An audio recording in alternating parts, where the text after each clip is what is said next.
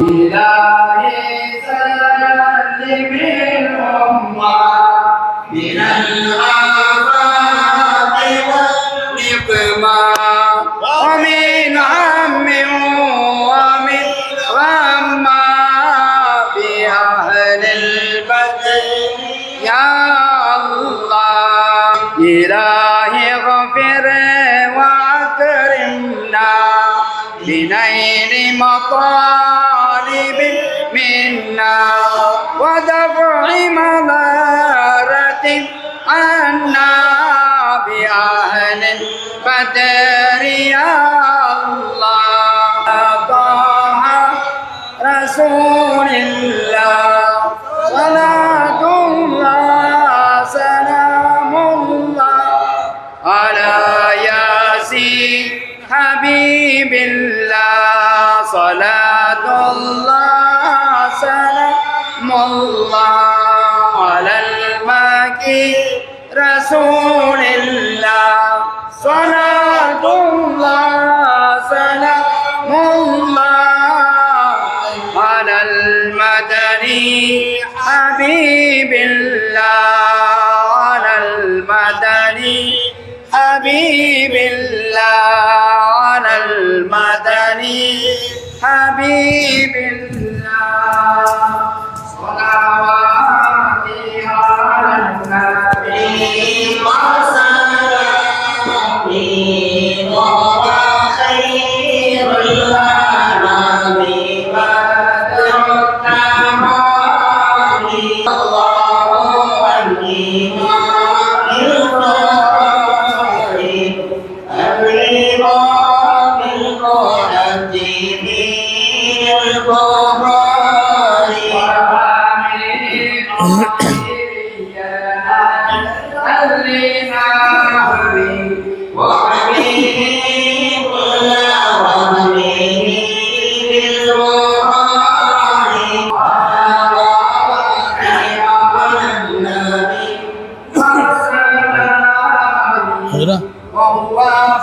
Time கொஞ்சம் கூட இருக்குன்னா ஒரு 11-10 வரைக்கும் அடிச்சுக்கிடுங்க. அவ்வளோ நேரம் வேண்டியது இல்லையே.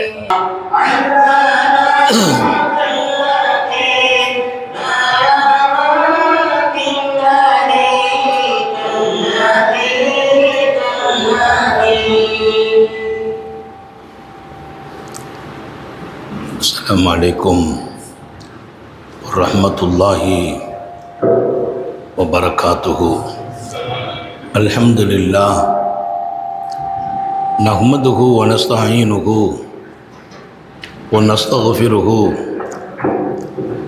வ நுமினு பிஹி வ நதவக்கலு அலைஹி வ நஊது பில்லாஹி மின் ஷுரூரி அன்ஃபுஸினா வ மின் ஸய்யிஆத்தி அமாலினா மை யஹ்திஹில்லாஹு ஃபலா முதில்ல லஹு ومن يضلل فلا هادي له ونشهد أن لا إله إلا الله وحده لا شريك له ونشهد أن سيدنا ونبينا ومولانا محمدا عبده ورسوله أرسله بالحق بشيرا ونذيرا وداعيا إلى الله بإذنه وسراجا منيرا صلى الله على سيدنا محمد وآله الأبرار وصحابه الأخيار وأزواجه الطيبات الطاهرات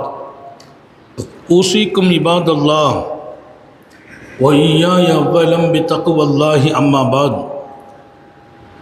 فأعوذ بالله من الشيطان الرجيم بسم الله الرحمن الرحيم حدثنا أبو اليمان الحكم بن نافع أخبرنا شعيب بن الزهري قال أخبرني عروة بن الزبير أن عائشة رضي الله عنها زوج النبي صلى الله عليه وسلم قالت قال رسول الله صلى الله عليه وسلم ما من مصيبة تصيب المسلم إلا كفر الله بها عنه حتى الشوكة يشاكها சதக நபியுல்லாஹி ஸல்லல்லாஹு அலைஹி வஸல்லம். எல்லாம் வல்ல அல்லாஹுவின் அன்பும் மேலான கருணையும் நமக்கெல்லாம் வந்து சேரட்டுமாக. நமது உயிரினும் மேலான கண்மணி நபிகள் நாயகம் ஸல்லல்லாஹு அலைஹி வஸல்லம் அவர்களின் அன்பையும் ஷஃபாஅத்தையும் பெறுவதற்கு அல்லாஹ் நம் எல்லோருக்கும் தௌஃபீக் செய்வானாக. வல்ல ரஹ்மான் நமக்கும் நம்முடைய பெற்றோர், மனைவி, மக்கள், குடும்பத்தார் யாவருக்கும் உயிருள்ள வரையிலும் உடல் சுகத்தை நசீபாக்கி தருவானாக. மருத்துவமனை கஷ்டம், அதன் சிரமம், செலவுகளிலிருந்து நிரந்தரமான பாதுகாப்பை அல்லாஹ் நம் எல்லோருக்கும் கொடுத்தருள் புரிவானாக. வானம் பூமியினுடைய ஆபத்துகளை விட்டும், முசீபத்துகளை விட்டும், கெட்ட முடிவுகளை விட்டும் நம்மையும் நம் குடும்பத்தையும் பாதுகாத்து அருள் புரிவானாக. அவனுடைய படைப்புகளின் தீங்குகள் அனைத்திலிருந்தும் நம்மையும் நம் சமூகத்தையும் காத்தருள் புரிவானாக. அல்லாஹுவின் மகத்தான பேரருளால் நம்முடைய பரக்கத்தும் பாக்கியமும் நிறைந்த புகாரி ஷரீஃப் அருள் நிறைந்த சபை ரஜபு 30 நாளும் பெருநாட்கள் தான்.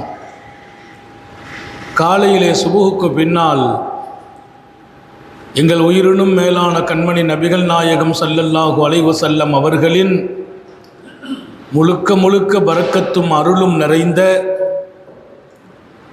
அவர்களின் நாவுகள் உதிர்த்த அந்த பாக்கியமான வார்த்தைகளை இங்கே வாசிக்கப்பட்டு ஊர் நெடுகிலும்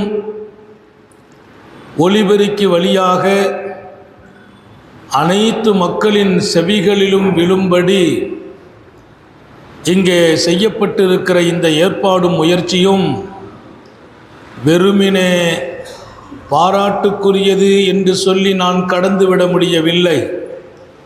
இது உங்களை சொர்க்கத்திலும் கொண்டு பலப்படுத்தும் என்று நான் உறுதி சொல்கிறேன். ஒரு பெரிய பாக்கியம். காலையில் வந்தபோது நான் இங்கே வரும் வரையிலும் வாசிக்கப்பட்ட ஹதீஸுகளை கவனித்து கொண்டே வருகிறேன். நான் கிதாபை ஒரு பக்கம் பார்க்கிறேன், மக்களுடைய பேச்சை ஒரு பக்கம் கேட்கிறேன், சில பேருக்கு ஓதி தண்ணீர் தருகிறேன். என் செவி அனைத்தும் ஓதப்பட்ட ஹதீஸின் பக்கம். என்னென்ன வார்த்தைகள், என்ன ஹதீஸுகள் ஓதப்படுகிறது. உண்மையிலேயே காயல் மாநகர மக்கள் என்ன தவம் செய்தார்களோ, அல்லாஹ் இப்படி ஒரு பாக்கியத்தை நசீபாக்கினான். கியாமத்து வரைக்கும் இது அழகாக, முறையாக, எல்லாருடைய இணைப்புகளோடு இது நடக்க அல்லாஹ் தௌஃபீக் செய்வானாக. குறிப்பாக நமதூரனுடைய தாய்மார்களுக்கு ரொம்ப துஆ செய்கிறேன். ரொம்ப இதில் முழு கவனம், எல்லா வேலைகளையும் முன்பின் ஆக்கி அவர்கள் சபையை வந்து அலங்கரிக்கிற விதம் அவர்களின் சொர்க்கத்திற்கான சாட்சியம் என்று சொல்கிறேன். ஒரு பெரிய பாக்கியம். ஆசைப்படுகிறோம் இந்த சபையை இன்னும் அதிகமான ஆண்கள் வந்து அலங்கரிக்க வேண்டும். வருவதால் சபைக்கு இல்லை அலங்காரம், நீங்கள் அலங்காரம் பெறுகிறீர்கள். எனக்கு கூட ஒரு ஆசை, 30 நாளும் காலையிலே இங்கே வந்து புகாரி ஷரீஃப் வாசிக்கப்பட்ட இடத்தில் இருப்பதோ, வாசிக்கப்பட்ட செய்திகளை கேட்டுவிட்டு போய் ஊரில் இருக்கலாமா என்று தோணும் அளவிற்கு அவ்வளவு மனதுக்கு நிறைவளிக்கிறது.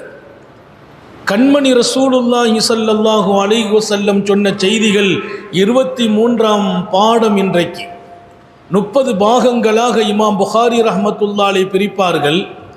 23வது பாடம் இது.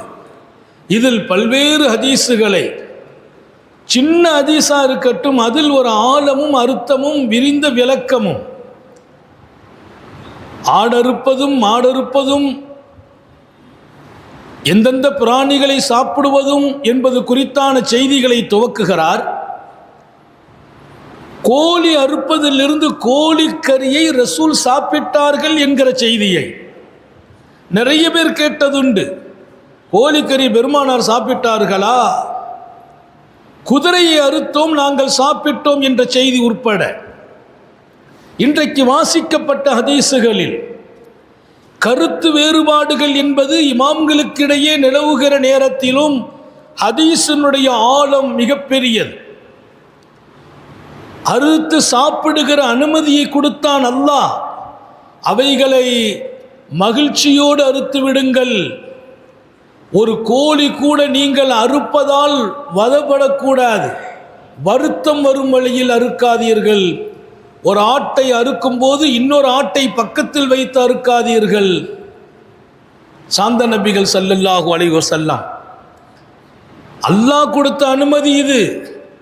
உங்களை பலப்படுத்துவதற்காக நபிமார்களில் ஒரு நபி நான் பலகீனமாக இருக்கிறேன் என்று அல்லாஹ் இடத்தில் சொன்னபோது அல்லாஹ் சொன்னான், நீங்கள் இறைச்சி சாப்பிடுங்கள் என்றான். நான் பலகீனமாக இருக்கிறேன் என்று சொல்கிறார் அல்லாஹ், நீங்கள் இறைச்சி சாப்பிடுங்கள் என்றான் என்று ஒரு செய்தி. இங்கே இறைச்சியை அல்லாஹ் அனுமதிக்கிறான். அதை அறுக்கிற முறைகளை அகிலத்தின் அருட்கொடை முஹம்மது ரசூலுல்லாஹி ஸல்லல்லாஹு அலைஹி வஸல்லம் அழகுபடுத்துகிறார்கள். எப்படி அறுப்பது, ஒரு பிராணியை அறுப்பதிலிருந்து ஒரு மூமினின் இதயத்தில் எவ்வளவு இரக்கம் இருக்க வேண்டும் என்கிறார்கள். அது வேதனைப்படும் இடத்தில் ஆக்கிவிடாதீர்கள் என்கிறார்கள். அன்பு காட்டுவது மனிதர்களுக்கு மாத்திரமல்ல, உலகில் இருக்கிற உயிரினங்களுக்கெல்லாம் காட்டப்பட வேண்டும். இன்னும் ஒரு ஹதீஸை இன்றைக்கு நான் படித்தேன். அபூ முஸல் அஷ்அரி ரலியல்லாஹு அன்ஹு ஒரு பகுதிக்கு வருகிறார்கள். வந்தவர்கள் பக்கத்திலே அந்த ஊர்வாசி ஒருவர் அமைந்திருக்கிறார். சஹாபாக்களின் அழகான ஒரு சுன்னத், எதை சாப்பிட்டாலும் பக்கத்தில் இருக்கிறவங்களை கூப்பிட்டு நீங்களும் சாப்பிடுங்கம்பாங்க. இப்போ நாங்கள் ட்ரெயினில் பிரயாணம் செய்கிறது பழக்கம் இருக்குது. அப்படி பிரயாணம் செய்கிற போது கூட அந்த பிரயாணத்தில் சாப்பிடுவோம். பக்கத்தில் யார் இருந்தாலும் அண்ணா சாப்பிட்றீங்களான்னு கேட்குறோம். அண்ணா நீங்களும் சாப்பிட்றீங்களா? அவர் பிரமித்து போவார். நமக்கு முந்தி அவர் சாப்பிடுவார். அப்படியெல்லாம் பழக்கம் இருக்காது. நாம் கொஞ்சம் கழித்து சாப்பிடும்போது நீங்கள் சாப்பிடுங்களேன்னு சொல்லிட்டோம்னா அவர் அவ்வளோ ஆனந்தப்படுகிறார், வேண்டாம் என்பார். நாங்கள் விடுறதே இல்லை. சாப்பாடு தானே வேண்டாம் என்கிறீர்கள், சாப்பிட்டுட்டீங்க, ஒரு பழம் சாப்பிடுங்கள் என்று கட்டாயப்படுத்தி கொடுப்பது, அதிலே ஒரு பெரிய நேசம் ஏற்படும், நட்பு ஏற்படும். அவர் சகோதர மதத்தை சார்ந்தவராக கூட இருப்பார். இதுவெல்லாம் சுந்தர நபிகள் ஸல்லல்லாஹு அலைஹி வஸல்லத்தின் உயிரோட்டமான சுன்னத். அபூ முஸல் அஷ்அரி ரலியல்லாஹு அன்ஹு சாப்பிட ஆரம்பிக்கிறார்கள். பக்கத்தில் இருந்தவரை கூப்பிட்டு நீனும் என்னுடன் சாப்பிடுவா என்றார்கள். அவர் சொன்னார், நீங்கள் சாப்பிட ஆரம்பிக்கும் போது நான் பார்த்தேன், கொஞ்சம் விகாரமாக இருந்தது. உடனே நான் இப்படி ஒரு சத்தியம் பண்ணி விட்டேன், அல்லாஹ் மீது சத்தியமாக இதை சாப்பிட மாட்டேன்னு சத்தியம் பண்ணிட்டேங்கிறார். சாப்பிட ஆரம்பிக்கும் போது நீங்கள் வைத்த அந்த பொருள் எனக்கு கொஞ்சம் விகாரம் அளித்தது, மனசுக்கு கொஞ்சம் கஷ்டமாக இருந்துச்சு. நான் சத்தியம் பண்ணிவிட்டு அல்லாஹ் மேலே சத்தியமாக இனி சாப்பிட மாட்டேன்ட்டு. ஹதரத் அபூ முஸல் அஷ்அரி ஏம்பான்னு கேட்டாங்க. கதர் துகுன்னார், அது அருவருப்பாக இருந்தது. அப்படி என்ன அவங்க சாப்பிட்டுட்டாங்க? அவங்க கோழியை வச்சு சாப்பிட்றாங்க. கோழி, முழு கோழி அப்படியே சாப்பிட்றது, அது சூட்டில் நெருப்பில் சூடு காட்டி சாப்பிட்றது.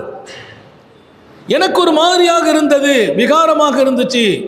அதனால் சாப்பிடக்கூடாது முடிவு பண்ணேன். அல்லாஹ் மீது சத்தியமாக சாப்பிட மாட்டேன்னு சொல்லிட்டேன். அபூ முஸல் அஷ்அரி ரலியல்லாஹு அன்ஹு சொன்னாங்க, நீ வாப்பா, சத்தியத்துக்கெல்லாம் விளக்கம் இருக்கு சொல்கிறேன், நீ சாப்பிடுன்னா. ஒரு சத்தியம் அவ்வளவு சீக்கிரமாக முறிக்கப்படுகிற காரியம் அல்ல. சத்தியத்தை எல்லாம் அவ்வளவு சீக்கிரமாக முறிக்க முடியாது. நீ வா, விளக்கம் சொல்லுகிறேன். எங்கள் வாழ்க்கையிலே ஒரு நிகழ்வு நடந்தது. இன்று வாசிக்கப்பட்ட பாடம், நிறைய பாடம். நான் வரும்போது காதில் கேட்ட நிறைய ஹதீஸுகள், அதையே பேசலாம்னு நினைக்கிறேன். நான் கிதாபை தூக்கி பார்த்தது வேற, வரும்போது என் காதில் விழுந்த ஹதீஸுகள், ஒவ்வொரு ஹதீஸுக்குள்ளும் இந்த உலகத்தை எனக்கு அழகாக்கி கொடுக்கிறார்கள், என் வாழ்க்கையின் உயர்வை சொல்லித் தருகிறார்கள். எல்லாவற்றுக்கும் மேலால் எப்படி நான் ஒரு சிறந்த மனிதனாக வாழ்வது என்பதை தீர்மானிக்கிறார்கள் நபிகள் நாயகம் ஸல்லல்லாஹு அலைஹி வஸல்லம். ரொம்ப உயர்ந்த பண்பாடுகள் நமக்கு தரப்பட்டிருக்கிறது. அபூ மூஸா அஷ்அரி ரலியல்லாஹு அன்ஹு சொன்னாங்க, நீ வா உட்காரு, சத்தியத்திற்கு நான் விளக்கம் தருகிறேன். சத்தியம் தானப்பா பண்ணிட்ட. எங்கள் வாழ்க்கையில் ஒரு நிகழ்ச்சி நடந்துச்சு. அவங்க சொல்கிறாங்க, நாங்கள் யமன் தேசத்திலிருந்து வந்தவர்கள், அஷாரி குடும்பத்தை சார்ந்தவர்கள். நாங்கள் வந்த புதுசில் பெருமானார் ஸல்லல்லாஹு அலைஹி வஸல்லம் ஒரு போருக்காக போகிறார்கள். எங்களோடு வந்தவர்கள் சொன்னாங்க, நம்ம சேர்ந்து போனால் நல்லா இருக்குமேன்னு ஆசைப்பட்டோம். வாகனம் இல்லை, நீங்கள் வேணா நபிகிட்ட போய் வாகனம் கேளுங்கள். நபி பெருமானார் ஸல்லல்லாஹு அலைஹி வஸல்லம் வாகனம் கொடுத்தாங்கன்னா அது கொஞ்சமாக கொடுத்தா கூட நம்ம அட்ஜஸ்ட் பண்ணி போய்க்கிடுவோம் அப்படின்னு என்னை பிடிச்சி அனுப்பி வைத்தார்கள். நான் வந்தேன். சர்க்காரை ஆலம் ஸல்லல்லாஹு அலைஹி வஸல்லம் தர்பாரில் வந்து சொன்னேன், எங்கள் கூட்டத்தார்களும் சேர்ந்து வரணும்னு நினைக்கிறாங்க. ஏன்னா அவர்கள் புதியவர்கள், இப்போதுதான் மதீனா வந்திருக்கிறார்கள். ஆனால் வருவதற்கு வாகனம் இல்லை. கொஞ்சம் நீங்கள் வாகனம் கொடுத்தா அவங்க வந்துடுவேன்னு சொல்கிறாங்க. என்னமோ நான் போன நேரம் சரியில்லைன்னு நினைக்கிறேன். அவள் சொல்கிறா, நான் போன நேரம் சரியில்லை. ஸல்லல்லாஹு அலைஹி வஸல்லம் கொஞ்சம் கோபத்தில் இருக்கும்போது நான் போயிட்டேன். நபிகள் நாயகம் ஸல்லல்லாஹு அலைஹி வஸல்லம் கோபத்திற்கெல்லாம் ரொம்ப நிதானமானவர்கள். நம்மை போல் கோபத்தின் போது வேறொரு நிலையும், கோபம் இல்லாத போது இன்னொரு நிலையும் என்பதில்லை. கோபத்தின் போது உணர்ச்சி பொங்குவதும், கோபம் இல்லாத போது எல்லாத்தையும் ரொம்ப திருப்தியாக பார்க்கிற நிலையும் பெருமானாருடைய வாழ்க்கையில் இல்லை. அவர்களின் கோபமும் அழகானது. சர்க்காரை ஆலம் ஸல்லல்லாஹு அலைஹி வஸல்லம் நபியின் பேரில் ஸலவாத்து சொல்கிறதுக்கு நீங்கள் முன்மாதிரியான ஆட்களாச்சே. அந்த பக்கமாக நம்ம போய் நின்று பேசுனா அவ்வளோ சத்தம் கேட்கும். பெண்கள் பக்கம் நம்ம கொஞ்சம் சப்தத்தோடு சலாத்தையும் சொல்லுவோம். அல்லாஹ் தௌஃபீக் செய்வானாக. நான் நிறைய ஊரில் சொல்லியிருக்கேன், யாராவது ஸலவாத்து சொல்லணும், நீங்கள்லாம் காயில் பட்டத்துக்கு வாங்க, ஒரு 2 நாள் இருந்தால் உங்களுக்கு பழக்கம் ஆகிடும் ஸலவாத்து சொல்வது என்று சொல்லியிருக்கிறேன். சர்க்காரை ஆலம் ஸல்லல்லாஹு அலைஹி வஸல்லம் கோபம் நிலை என்பதும் கோபம் இல்லாத நிலை என்பதும் சம்பந்தம் அவங்கள பொறுத்து. கோபத்துக்கு அர்த்தம் இருக்குது. அர்த்தம் இல்லாமல் கோபப்படுவது ஆபத்தானது. அர்த்தம் இல்லாமல் கோபப்படுறது ரொம்ப ஆபத்தானது. அந்த நேரம் கொஞ்சம் ஏதோ ஒரு பிரச்சனை, கொஞ்சம் வேகமாக இருந்திருக்கிறாங்க. நான் போனேன், பெருமானார் சொல்லிட்டாங்க, வாகனத்தெல்லாம் ஏற்றி விட முடியாதுப்பா, வாகனம்லாம் இல்லைன்ட்டாங்க. நாங்கள் புனிதமான அல்லாஹுவோடு, அல்லாஹுடைய ரசூலோடு தீனுக்காக நடைபெறுகிற அந்த களத்தில் நாங்கள் கலக்க வேண்டும் என்ற ஆசை. ஆனால் வாகனம் இல்லை. நாங்கள் புதியவர்கள் மதீனாவிற்கு. இன்னும் சொந்தமானால் நாங்கள் வாகனம் வாங்கி கொள்ளவில்லை. அதனால் போய் கேட்டோம். என்னவோ நிலை வேறு மாதிரி போனது. பெருமானார் கொஞ்சம் கோவப்பட்ட மாதிரி இருந்துச்சு. அப்படிலாம் இல்லைன்றாங்க. நான் சும்மா இருக்கக்கூடாதா? யா ரசூலல்லாஹ், ரொம்ப ஆசைப்பட்டு தான் வந்திருக்கிறோம், அல்லாஹ் மீது சத்தியமாக வாகனம் தரமாட்டேன்ட்டாங்க. இன்னும் கொஞ்சம் அழுத்தமானது. வாகனம் இல்லைன்னு சொன்னவர்கள் நான் கொஞ்சம் வேகமாக அழுத்தி கேட்டபோது, அல்லாஹ் மீது சத்தியமாக உங்களை வாகனத்தில் ஏற்றி விட முடியாதுன்றாங்க. ரொம்ப கஷ்டப்பட்டுட்டேன். பெருமானார் ஸல்லல்லாஹு அலைஹி வஸல்லத்தின் கோபத்துக்கு ஆளாகிவிட்டோமோ என்ற வருத்தம் வந்தது. மற்றவர்களுக்கு உதவி செய்ய போய் சுந்தர நபி ஸல்லல்லாஹு அலைஹி வஸல்லத்தின் வருத்தத்தை சம்பாதித்து விடக்கூடாது. எனக்கு ரொம்பவே கவலை. நான் உடனே திரும்பி போயிட்டேன். அந்த சபையில் நிற்கக்கூடாது, இன்னும் அவங்க ஏதாவது சொல்லிடக்கூடாதுங்கிற பயம். நான் வேகமாக திரும்பி போய் நேராக போயிட்டேன். எங்களுடைய நண்பர்கள்ட்ட போய் சொன்னேன், நீங்கள் இந்த மாதிரி கேட்டு அனுப்புனீங்க, ஹாரூன் யஸீர் ஸல்லல்லாஹு அலைஹி வஸல்லம் இப்போது இல்லை என்று மறுத்து விட்டார்கள் என்று நான் சொல்லிட்டேன். அவங்களும் கவலையில் போயிட்டாங்க. எல்லாருக்கும் ஒரு ஆதரவு இருந்துச்சு. பெருமானார் ஸல்லல்லாஹு அலைஹி வஸல்லத்தினை கேட்டால் இல்லைன்னுலாம் சொல்ல மாட்டாங்க அப்படிங்கிற அந்த ஆதரவில் எல்லோருமே அல்லாஹ்வின் பாதையில் புனித போர்க்களத்திற்கு போகணுங்கிற ஒரு பெரிய ஆர்வ உந்துதலில் இருக்க, நான் போய் இல்லைன்னு சொன்னது எல்லாருக்குமே ஒரு வருத்தம். 1 நிமிடம் 2 நிமிடம் நான் அங்கே தங்கவில்லை. இந்த பிரச்சனையை சொல்லி முடித்தேன். உடனே ஒருவர் பின்னால் வந்தார். அபூ மூஸா, சர்க்கார் உங்களை கூப்பிடுறாங்க ஸல்லல்லாஹு அலைஹி வஸல்லம். ரசூல் ஸல்லல்லாஹு அலைஹி வஸல்லம் தங்களை அழைக்கிறார்கள். வேகமாக ஓடி வந்தேன். உமா நபியினுடைய கோபத்தை சந்திச்சிட்டோம். உமா நபி ஸல்லல்லாஹு அலைஹி வஸல்லத்தை திருப்தியை சந்திக்கணும். அல்லாஹ் ஹயாத் வரைக்கும் அன்னலாரின் திருப்தியில் வாழச் செய்வானார். அவங்க சந்தோஷப்படணும், அல்லாவும் சந்தோஷப்படணும். அதுதான் வாழ்க்கை. வாழ்க்கையை நான் விரும்பும்படி வாழ்வதா? என் மனம் போன போக்கா வாழ்க்கை? எனக்கென்று 1000 விருப்பங்கள் இருக்கலாம். அதில் அல்லாவுக்கும் ரசூலுக்கும் விருப்பம் இல்லையா? என் விருப்பத்தை நான் மாற்றி அமைக்க வேண்டும். என் இலக்கெல்லாம் ரப்பை திருப்திப்படுத்த வேண்டும். சர்க்காரை ஆலம் ஸல்லல்லாஹு அலைஹி வஸல்லம் என்னை பார்த்து மகிழ்ச்சி பெற வேண்டும். அவர்கள் எங்கோ மதீனத்தில் வாழ்ந்து கொண்டிருக்கிறார்கள் என்று முடிவெடுத்து விடாதீர்கள். என் செயல்கள் அவர்களுக்கு காட்டப்படுகிறது. நல்ல செயல்கள் உங்களிடத்தில் நடந்தால் அல்லாவுக்கு நான் நன்றி சொல்கிறேன் என்று சொன்ன செய்தி சகியான செய்தி. நாம செய்யும் செயல்கள் உமா நபி ஸல்லல்லாஹு அலைஹி வஸல்லத்திற்கு காட்டப்படுகிறது. இன்கான கைரன் ஃபஷக்கர்துல்லாஹ் வ இல்லா ஃபஸ்தக்ஃபர்து லஹும்.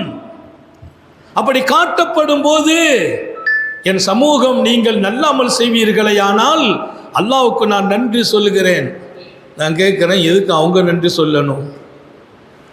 நான் ஒரு நல்ல காரியத்தை செய்கிறேன், 4 பேருக்கு சதக்கா கொடுக்குறேன், என் அம்மாட்ட கரெக்டாக நடக்கிறேன், எங்கள் வாப்பாட்ட சரியாக நடக்கிறேன், என் மனைவியை சந்தோஷப்படுத்துகிறேன், என் பிள்ளைங்களை திருப்திப்படுத்துகிறேன். அப்படி ஒரு நல்ல வாழ்க்கை நான் வாழ்ந்தால் நல்ல செயல்கள்ங்கிறது தொழுகை மட்டும் இல்லை, நோன்பு மட்டும் இல்லை, ஜக்காத்து மட்டும் இல்லை. அம்மாவுக்கு நல்ல பிள்ளையா நீ இருப்பதும் நல்ல செயல், வாப்பாட்ட சந்தோஷமும் நல்ல செயல், மனைவியை கண்குளிர்ச்சியாக வைப்பதும் நல்ல செயல், ஒழுக்கம் சார்ந்து மார்க்கம் சார்ந்து பண்பாடுகளோடு உன் பிள்ளையை வளர்ப்பதும் நல்ல செயல், ஹலாலான வருமானத்தை ஈட்டுவதும் நல்ல செயல், வட்டி ஹராமை விட்டும் ஒதுங்கி கொண்டு ஹலாலாக வாழ்வேன் என்று நீ தீர்மானிப்பதும் நல்ல செயல். இன்கான கைரன் ஃபஷக்கர்துல்லாஹ். ஒருவர் மனைவியோடு சந்தோஷமாக இருக்கிறாரா, அது எனக்கு காட்டப்படும். அல்லாஹ்வுக்கு நான் நன்றி சொல்கிறேன். அல்லாஹ் நம்ம எல்லாரும் வீட்டில் குடும்பத்தில் மகிழ்ச்சியாக இருக்க தௌஃபீக் செய்வானா. நம்ம மனைவிமார்களுக்கு ஏதாவது வருத்தம் நம்மால் ஏற்பட்டிருந்தால் அதை இன்னைக்கே சரி செய்து சமாதானப்படுத்தி அவங்க சந்தோஷத்தை பெறச் செய்வானாக. பெற்றோர்களை புண்படுத்தினால் அதையும் சமாதானப்படுத்தி அழகுபடுத்த செய்வானாக. பெற்றோர்களுக்காக ஏற்றுக்கொண்டு மனைவியை சங்கடப்படுத்தி விடாதீர்கள். மனைவிக்காக ஏத்து பெற்றோர்களை சங்கடப்படுத்தி விடாதீர்கள். பெற்றோர்கள் ஒரு கண், மனைவி இன்னொரு கண். பெற்றோர்களை ஒரு கண்ணாக பாருங்கள், மனைவியை இன்னொரு கண்ணாக பாருங்கள். உங்கள் பெற்றோர்கள் சந்தோஷப்படுவார்கள் என்பதற்காக மனைவியை சங்கடப்படுத்துவதா? மனைவியை சந்தோஷப்படுத்துவதற்காக பெற்றோர்களை சங்கடப்படுத்துவதா? பெற்றோர்களையும் மனைவியையும் திருப்திப்படுத்துகிற வாழ்க்கை அல்லாஹ் கொடுத்த வெகுமதி என்று சொல்வேன். அல்லாஹ் கொடுத்த வெகுமதி. இன்னைக்கு நிறைய குடும்பங்களில் உள்ள விவகாரம் எல்லாம் ஒரு பக்கம் சாஞ்சி இன்னொரு பக்கத்தின் சங்கடங்களை சந்திக்கிறோம். எந்த பக்கம் சாய்வதும் மார்க்கம் அனுமதிக்கவே செய்யாது. பெற்றோர்களின் பக்கம் கல்யாணத்திற்கு பின்னால் மனைவியின் சந்தோஷத்தை கெடுத்து நீங்கள் சாய்வதற்கு ஒருபோதும் அல்லாஹ்வும் ரசூலும் அனுமதிக்க மாட்டார்கள். தாய் ரொம்ப பெரியவர், தந்தை மகத்தானவர்கள், அவர்களுக்காக என் மனைவியை ஒதுக்குவதற்கு அனுமதி இல்லை. என் மனைவியின் மீது பிரியம் வேண்டும், பாசம் வேண்டும், நெருக்கம் வேண்டும். அதற்காக என் மனைவியின் சொல்லை கேட்டு என் தாய் தந்தையை ஒதுக்குவதற்கு மார்க்கம் அனுமதிக்காது. இரண்டு பக்கமும் சமமாக இருக்கிறவர்கள் அவர்கள் அல்லாஹ்வின் ரசூலின் மிகப்பெரிய நேசத்தை பெறுகிறார்கள். அல்லாஹ் தௌஃபீக் செய்வானாக. சரி, நான் கேட்கிறேன், ஸல்லல்லாஹு அலைஹி வஸல்லம் என் சமூகம் செய்கிற செயல்கள் எல்லாம் எனக்கு காட்டப்படுகிறது, அது நல்லதாக இருக்கும் பட்சத்தில் அல்லாஹ்வுக்கு நான் நன்றி சொல்கிறேன். எதுக்கு நன்றி? அவங்க சொல்றதுக்கு காரணம், நல்ல பிள்ளைகளை ஒழுக்கத்தோடு மார்க்கத்தோடு அல்லாஹ்வுடைய நெருக்கத்தோடு உங்கள் பிள்ளைகளை வளர்க்கிறீர்களா? ரசூலுல்லாஹ் அதை பார்க்கிறார்கள், சந்தோஷப்படுகிறார்கள், அல்லாஹ்வுக்கு நன்றி சொல்கிறார்கள். உரிதத்து அலைய அமாலு உம்மதி, நீங்கள் செய்யும் அமல்கள் எனக்கு காட்டப்படுகிறது. ஹதீஸ் ரொம்ப அங்கீகாரமான ஹதீஸ். நபி பெருமானார் ஸல்லல்லாஹு அலைஹி வஸல்லத்தின் காலத்தில் வாழவில்லையை தவிர நான் வாழ்கிற வாழ்க்கை அவர்கள் பார்க்கிறார்கள். அது நல்ல வாழ்க்கை என்றால் நான் நன்றி சொல்கிறேன். காரணம் என்ன தெரியுமா? அல்லாஹ் திருக்குரானிலே சொல்வான், நன்றி உடையவர்களாக நீங்கள் வாழ்ந்தால் அல்லாஹ் 2 பாக்கியம் செய்கிறான். நன்றி உடையவர்களாக நீங்கள் வாழ்ந்தால் அல்லாஹ் 2 பாக்கியம் செய்கிறான். நீங்கள் எல்லாரும் புரிஞ்சுக்கிடணும். அல்லாஹ் நமக்கு ஒரு 10 ரூபா கொடுத்தாலும் உடனே நன்றி சொல்லுங்கள். ஒரு குழந்தை பிறந்துச்சு, நன்றி சொல்லுங்கள். கண்குளிர்ச்சியான மனைவி அமைஞ்சாங்க, நன்றி சொல்லுங்கள். பாக்கியமான பெற்றோர்கள், நன்றி சொல்லுங்கள். வியாபாரம் பரக்கத்தா இருக்குது, நன்றி சொல்லுங்கள். எப்போதுமே குறைபட்டு கொள்ளாதீர்கள். திருப்திப்படுபவர்களை அல்லாஹ் திருப்திப்படுகிறான், குறைபடுகிறவர்களை அல்லாஹ் பிரியப்படுறதில்லை. சில பேரை பார்த்தா எப்பவுமே குறைபட்டுக்கிட்டே இருக்கிறது. இப்படி கொடுத்த உடனே இதை விட அப்படி இருந்தால் நல்லா இருக்குமே, அது அழகான வாழ்க்கை இல்லை. எப்பந்தான் அல்லாஹ்வை பொருந்திக்கிறது? எப்பந்தான் பொருந்திக்கிறது? இப்படி கொடுத்தால் அப்படி இருந்தால் நல்லா இருக்கும், அப்படி கொடுத்தால் இப்படி இருந்தால் நல்லா இருக்கும். பணமே இல்லை, அல்லாஹ் ஒரு 1000 ரூபா கொடுத்தா அல்ஹம்துலில்லாஹ் சொல்ற நசீப் இல்லை, 2 ரூபா கிடைச்சா நல்லா இருந்திருக்குமே. ஒன்று தானே கிடைச்சிருக்கு. குழந்தையே இல்லை, அதில் துவா செய்யுங்க. துவா செய்கிறோம், தண்ணி கொடுக்குறோம், குழந்தைக்கு தரிச்சிட்டு குழந்தை பிறக்கும்போது அதை வாங்குற சேர்ந்து சந்தோஷம் இல்லை. ஏம்மா ஒரு ஆம்பளை பிள்ளை பிறந்தா நல்லா இருந்திருக்குமே, பொம்பளையா போச்சு.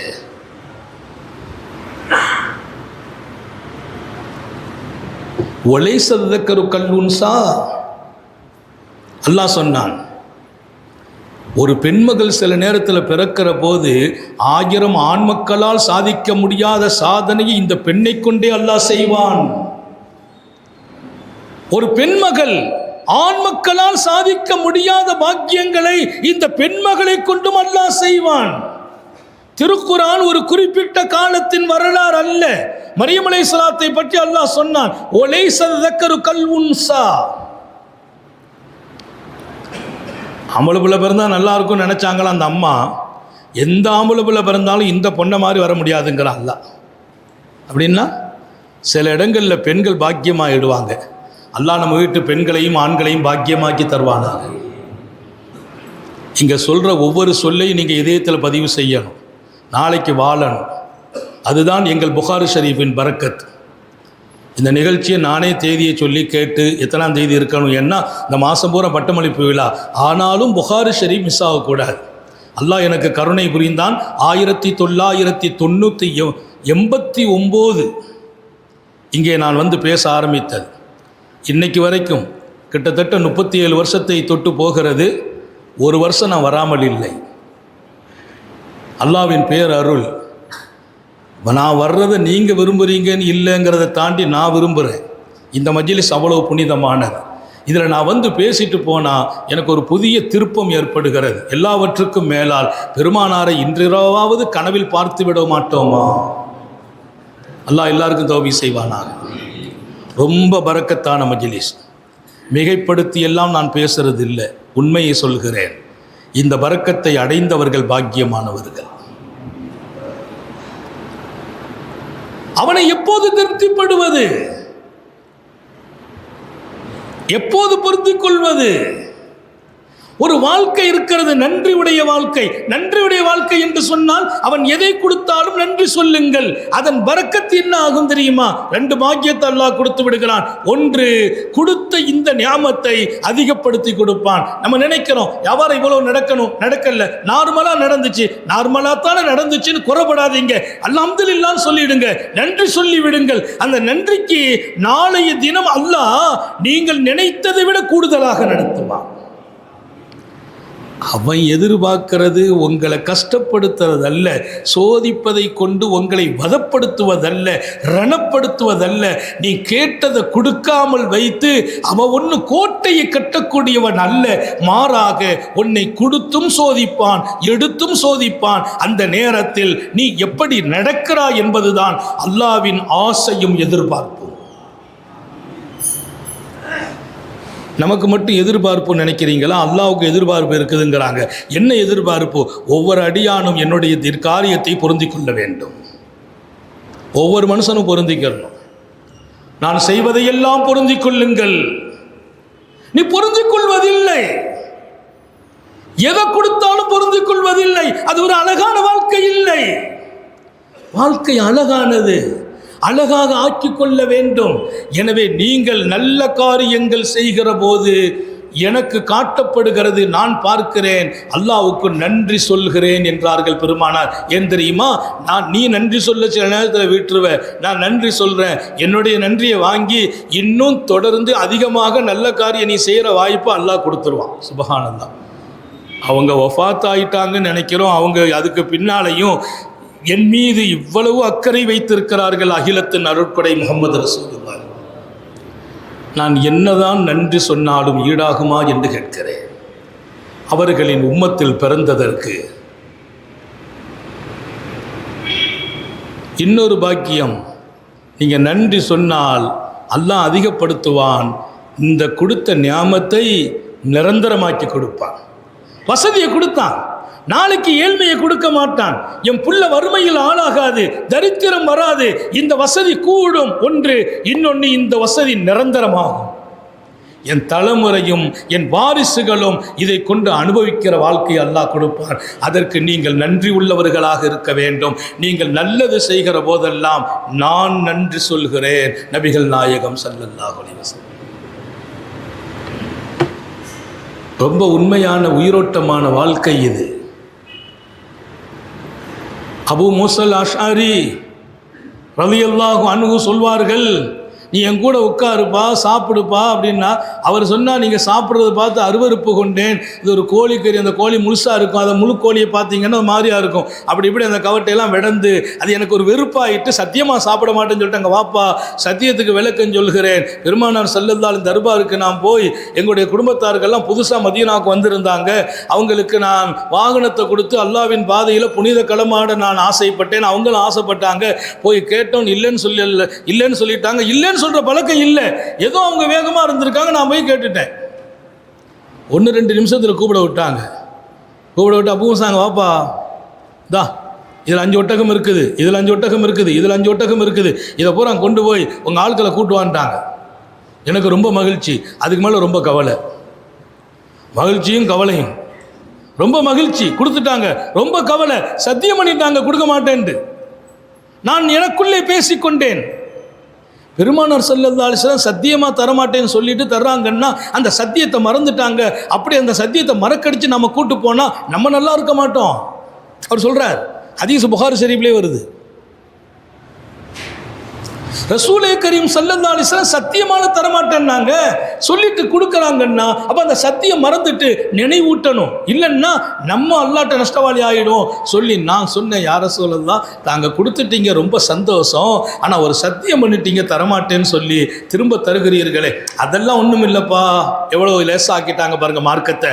அதெல்லாம் ஒன்றும் இல்லைப்பா, நீ கொண்டு போ, நாங்கள் ஒரு காரியத்தில் மாட்டோம்னு சத்தியம் பண்ணுவோம், பின்பு யோசிப்போம் இது செய்வதுதான் நல்லது, சத்தியம் செய்தோமே முடியாதுண்டு, இப்போ முடியுங்கிறது நல்லதா முடியாதுங்கிறது நல்லதா, கொடுக்கக்கூடாதுன்னு சத்தியம் பண்ணியிருக்கோம், கொடுக்கறது நல்லதா கொடுக்காம இருப்பது நல்லதான்னு யோசிப்போம், கொடுப்பதான் நல்லதா சத்தியத்தை முறிச்சிட்டு கொடுத்துருவோம், அந்த சத்தியத்துக்கான பரிகாரத்தை பின்னால் செய்துக்கிடுவோம். எவ்வளோ அருமையான வாழ்க்கை. நல்லது எது, அதுதான் இலக்கு. அது எங்கள் சத்தியத்துக்கே பாதகமாக இருந்தாலும் நல்லதை எடுப்போம், சத்தியத்துக்கான பரிகாரத்தை தேடுவோம். கொண்டு போனாங்க. நான் ஆனந்தப்பட்டேன். சொல்லிட்டு அவர் சொல்றார், உனக்கு பாடம் புரிஞ்சுக்கிட்டாப்பா, இப்போ நீ கோழிக்கறி சாப்பிட மாட்டேன்னு சத்தியம் பண்ணிட்ட, என் கூட சேர்ந்து சாப்பிடு. இப்போ சாப்பிட்றது தான் நல்லது. ஏன் தெரியுமா? ராய்த்து ரசூலல்லாஹ் யாக்குல், பெருமானார் சாப்பிட்டார்கள். பெருமானார் சாப்பிட்டதை நீ அருவருப்பாக கருதுவதா?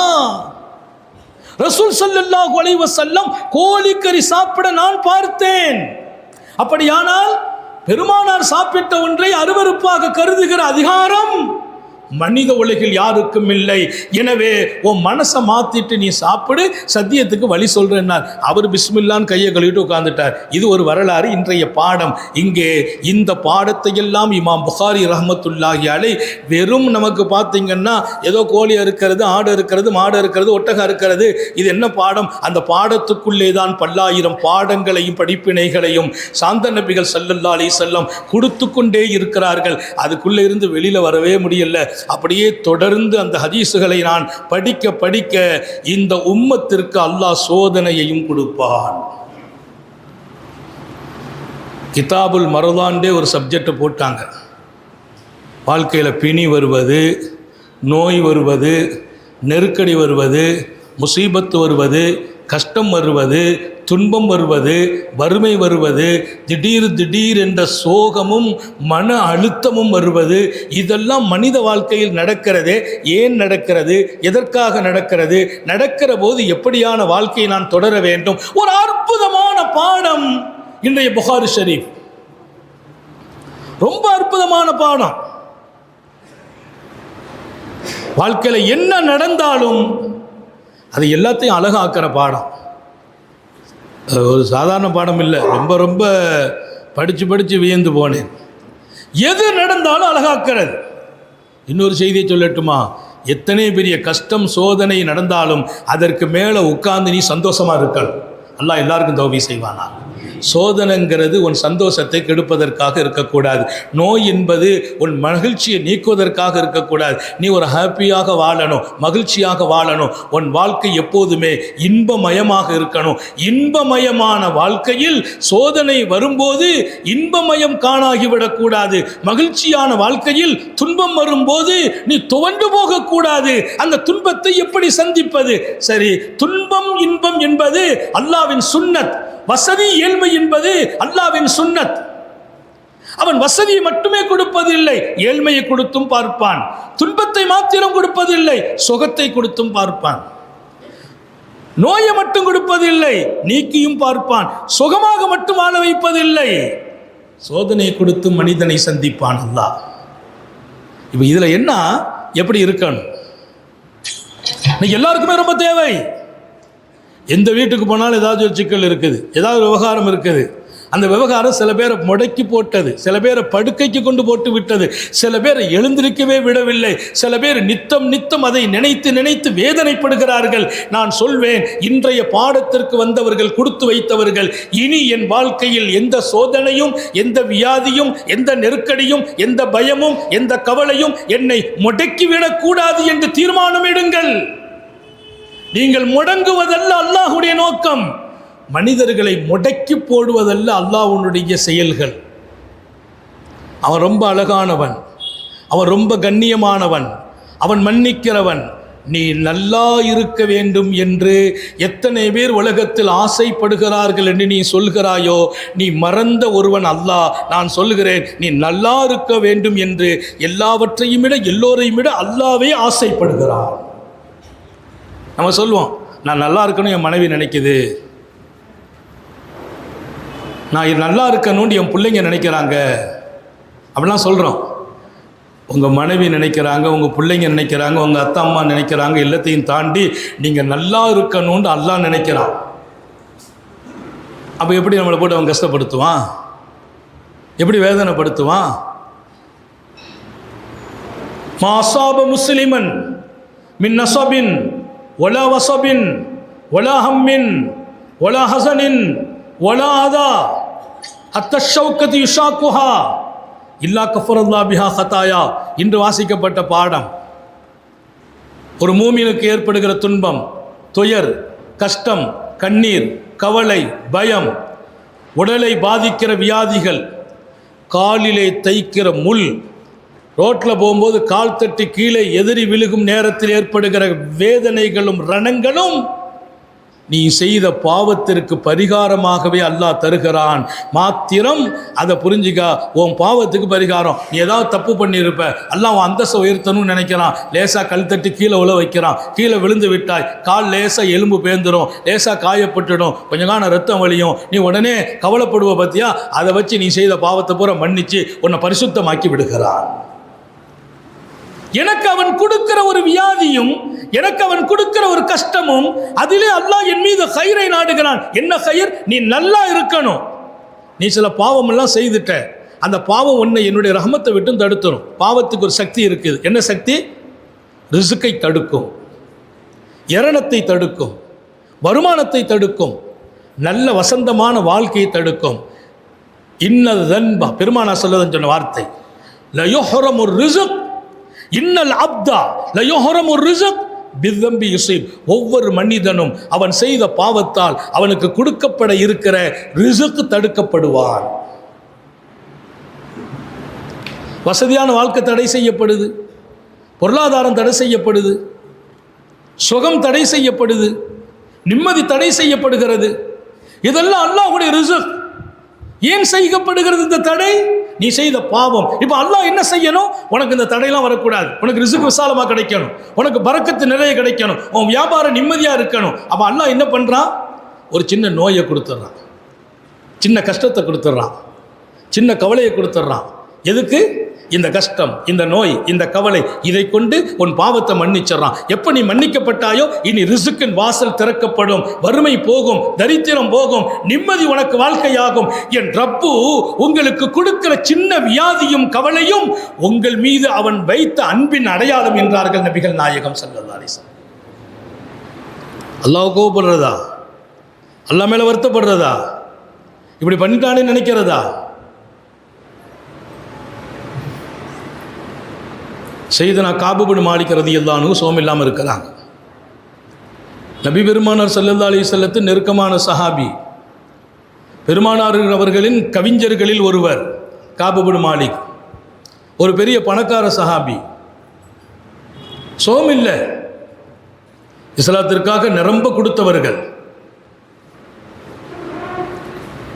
அவங்கள்ட்ட இருந்து அந்த தன்மை அவங்க மனைவிட்ட இருந்துச்சு. அன்னை ஹைரா அவங்க மனைவி, அன்னை ஹைரா. ரசூல் ஸல்லல்லாஹு அலைஹி வஸல்லம் தீனுக்காக உதவி செய்யுங்கள் என்று கேட்டபோது தான் அணிந்திருந்த மொத்த நகை, மொத்த ஆபரணங்களை பையிலே வைத்து கட்டி ஹாரூன் ரஸீல் ஸல்லல்லாஹு தர்பாருக்கு கொண்டு வருகிறார்கள். நபி பெருமானார் ஸல்லல்லாஹு அலைஹி வஸல்லம் தர்பாரில் கொண்டு கொடுக்கப்படுகிறது. பெருமானார் அப்படியே வாங்கி கிடல. என்னம்மா அவ்வளவு நகையும் கொண்டு வந்து விட்டாயே, உன் கணவர் அனுமதி கொடுத்தாரா என்று கேட்டார்கள். ஆமா, என் கணவர் இதில் தடையெல்லாம் செய்ய மாட்டார், அனுமதித்தார் என்கிறார்கள். பெருமானார் அப்போதும் விடவில்லை. அவருடைய கணவருக்கு ஆள் அனுப்பி, உங்கள் மனைவி எல்லா நகையும் கொண்டு அல்லாஹ்வுக்காக தர்றாங்களே, நீங்கள் அனுமதி கொடுத்தீர்களா? அவர் ஆமான்னார். அம்மா மனசை வருத்தப்படக்கூடாதே, நான் என் கணவர் அனுமதிச்சான்னு சொன்னேன், அதையும் தாண்டி தாங்கள் கேட்டு வருவீங்கன்னா என் மேலே சந்தேகமான அந்த அம்மா நினச்சிடக்கூடாது. பெருமானார் சொன்னாங்க, நீ சொன்னபோது எனக்கு நல்ல நம்பிக்கை உண்டு, உன் கணவன் அனுமதிப்பார் என்ற நம்பிக்கை இருக்கிறது, அனுமதி பெற்றிருப்பார் என்றும் நான் நம்புகிறேன். அதற்கெல்லாம் மேலால் உன் விசாலமான உள்ளத்துக்கு என் பாராட்டுக்கள். ஆனாலும் எங்கள் பொறுப்பும் கடமையும் ஒரு கணவனின் அனுமதி பெற்றிருக்கிறதா இல்லையா என்பதை உறுதிப்படுத்தி மக்கள் விளங்க வேண்டும். நான் கேட்டு அனுப்புனேன். அல்லாஹ் அன்னை ஹைரா மாதிரி பெண்களை நம்ம வீட்டில் நசீபாக்கி தருவானா? நிறைய பேர் ஆமீன் சொல்ல யோசிக்கிற மாதிரி இருக்கு. இதுக்கெல்லாம் நாங்கள் ஆமீன் சொல்லிவிட்டு அப்புறம் எதைத்தான் வீட்டில் வச்சுக்கிறது? ஹைரா போன்ற பெண்மணிகள் இந்த தீனின் பலம், இந்த தீனின் அஸ்திவாரம், அல்லாஹ்வுக்காக ரசூலுக்காக இந்த தீனின் வளர்ச்சிக்காக பெண்கள் செய்த தியாகத்தை நாங்கள் மறக்கவே முடியாது. இன்னும் இந்த தீனின் வளர்ச்சியை திரும்பி பார்த்தால் இந்த சமூக பெண்கள் இல்லாமல் இந்த தீனின் பெரும் வளர்ச்சியை பார்க்கவும் முடியவில்லை. தாய்மார்கள் இந்த தீனின் உயர்ந்த அடையாளங்கள். பெண்களை கண்ணீர் வடிய வைத்து பார்த்து விடாதீர்கள். உங்கள் வீட்டில் பெண்கள் கண்ணீர் வடிக்கிறார்கள் என்றால் அது அல்லாஹ்வை வருத்தப்படும் நேரம், ரப்பு வருத்தப்படும் நேரம், பெண்கள் சங்கடப்பட்டு வடிக்கும் கண்ணீரின் நேரம். உங்கள் வீட்டு பெண்கள் கண்ணீர் வடிக்கும்படி நடந்து விடாதீர்கள். அல்லாஹ் எல்லாருக்கும் தௌஃபீக் செய்வானா? காபு பின் மாலிக் உடல்நலம் குறைவாகிறார். ஒரு ஆஸ்தான கவிஞர், ஒரு பெரிய பணக்காரர். இந்த தீனின் பலம், அல்லாஹுவின் அழகிய சோதனை பெற்றவர் என்று தன்னை அடையாளம் காட்டுவார். நான் அபுலானி, அல்லாஹ் என்னை சோதித்தான், அஹ்சனில் பலா, அழகான சோதனை கொண்டு சோதித்தான். சோதனையை அழகாக பார்த்த சஹாபி. அல்லாஹ் நமக்கு தௌஃபீக் செய்வானாக. சோதனைனாலே கருப்பாத்தான் இருக்கும், கஷ்டமாத்தான் இருக்கும். அஹ்சனுல் பலா என்று தன்னை சொல்கிறார் இமாம் புகாரி எழுதுகிற ஹதீஸ். அழகான சோதனை. அந்த காபு சோகம் இல்லாமல் படுக்கிறாங்க. காபு பின் மாலிக் சோகம் இல்லை. அவங்க படுத்த போது அவங்கள சந்திக்க வர்றாங்க சஹாபாக்கள்.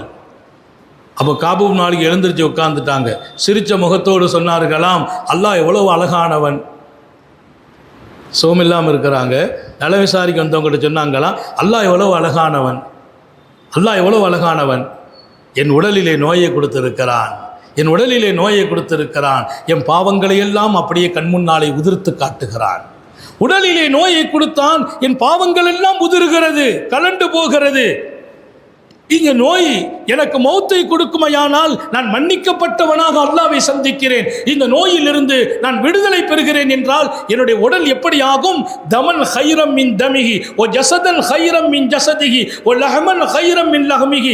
இந்த சதையை எடுத்துவிட்டு நல்ல சதை, இந்த பிளட்டை நீக்கிவிட்டு நல்ல பிளட் என் உடலிலே ஓடச் செய்கிறான். இந்த பிளட்ல சுகர் கலந்து இருக்குது, இந்த பிளட்ல கொலஸ்ட்ரால் கலந்து இருக்குது, இந்த பிளட்டை அப்படியே நீக்கிட்டு புதிய ரத்தம் என் உடலிலே ஓடச் செய்கிறான். அல்லாஹ் நம்ம எல்லாரும் விளங்க செய்வானாக. இன்னைக்கெல்லாம் ரத்தத்தை சுத்திகரிப்பு பண்ணுறதுலாம் லேசான வேலை இல்லை. நிறைய சில பேருக்கு கொலஸ்ட்ரால் உடம்புல ரொம்ப ஆகிடும், பிளட்டில் அதிகமாக கலந்துரும். ரத்தத்தையே மாற்றினாத்தான் வாழ முடியும்னு சொல்லுவாங்க. ரத்தத்தை மாற்றுற சிகிச்சை பெரிய சிகிச்சை, அதுக்கு பல வகையான பொருளாதார தேவைகள், உடலையும் பாதுகாக்கணும். ஆனால் இங்கே ஒரு மனிதனை அல்லாஹ் மேம்படுத்தும் போது நோயை கொடுத்து அந்த நோய்க்கு பின்னால் அவன் பொறுமையாக இருக்கிறானா என்று பார்க்கிறான். பொறுமையாக இருந்து விட்டால் அல்லாஹ் அவனை மன்னித்து விடுகிறான். வாழ்வதாக இருந்தால், மௌத்தாகுவதாக இருந்தால் மன்னிக்கப்பட்ட நிலையில மௌத்து வந்துடும். அப்ப ஈமானுடைய மௌத், சொர்க்கவாசியா மௌத்தாகிறார். ஒரு கால ஹயாத்தை கொடுக்கிறான்னா எப்படி கொடுக்கிறான்? இந்த பிளட்டை அப்படியே நீக்கிட்டு புதிய பிளட்டு. இந்த சதையெல்லாம் ரொம்ப வயசான சதை, இதுல நிறைய அலுப்புகள் நோய்கள் எல்லாம் பதிஞ்சு போச்சு, கிருமிகள் ஒட்டி இருக்குது. இந்த சதையை லஹமன் ஹைரம் மின் லஹமிஹி, இந்த சதையை நீக்கிட்டு புதிய சதை. ஆனா என்ன, இன்னொரு ஹதீஸ்ல வருது, 2 மலக்கு அனுப்பி வைப்பானா. ஒரு மனிதர் சுகம் இல்லைன்னா அவன் வீட்டு வாசலுக்கு என்ன தவம் செய்தோம், என்ன தவம் செய்தோம், நான் சுகம் இல்லை, எங்கள் வீட்டுக்கு 2 மலக்கு வந்துடுவாங்க. அது சரியானது.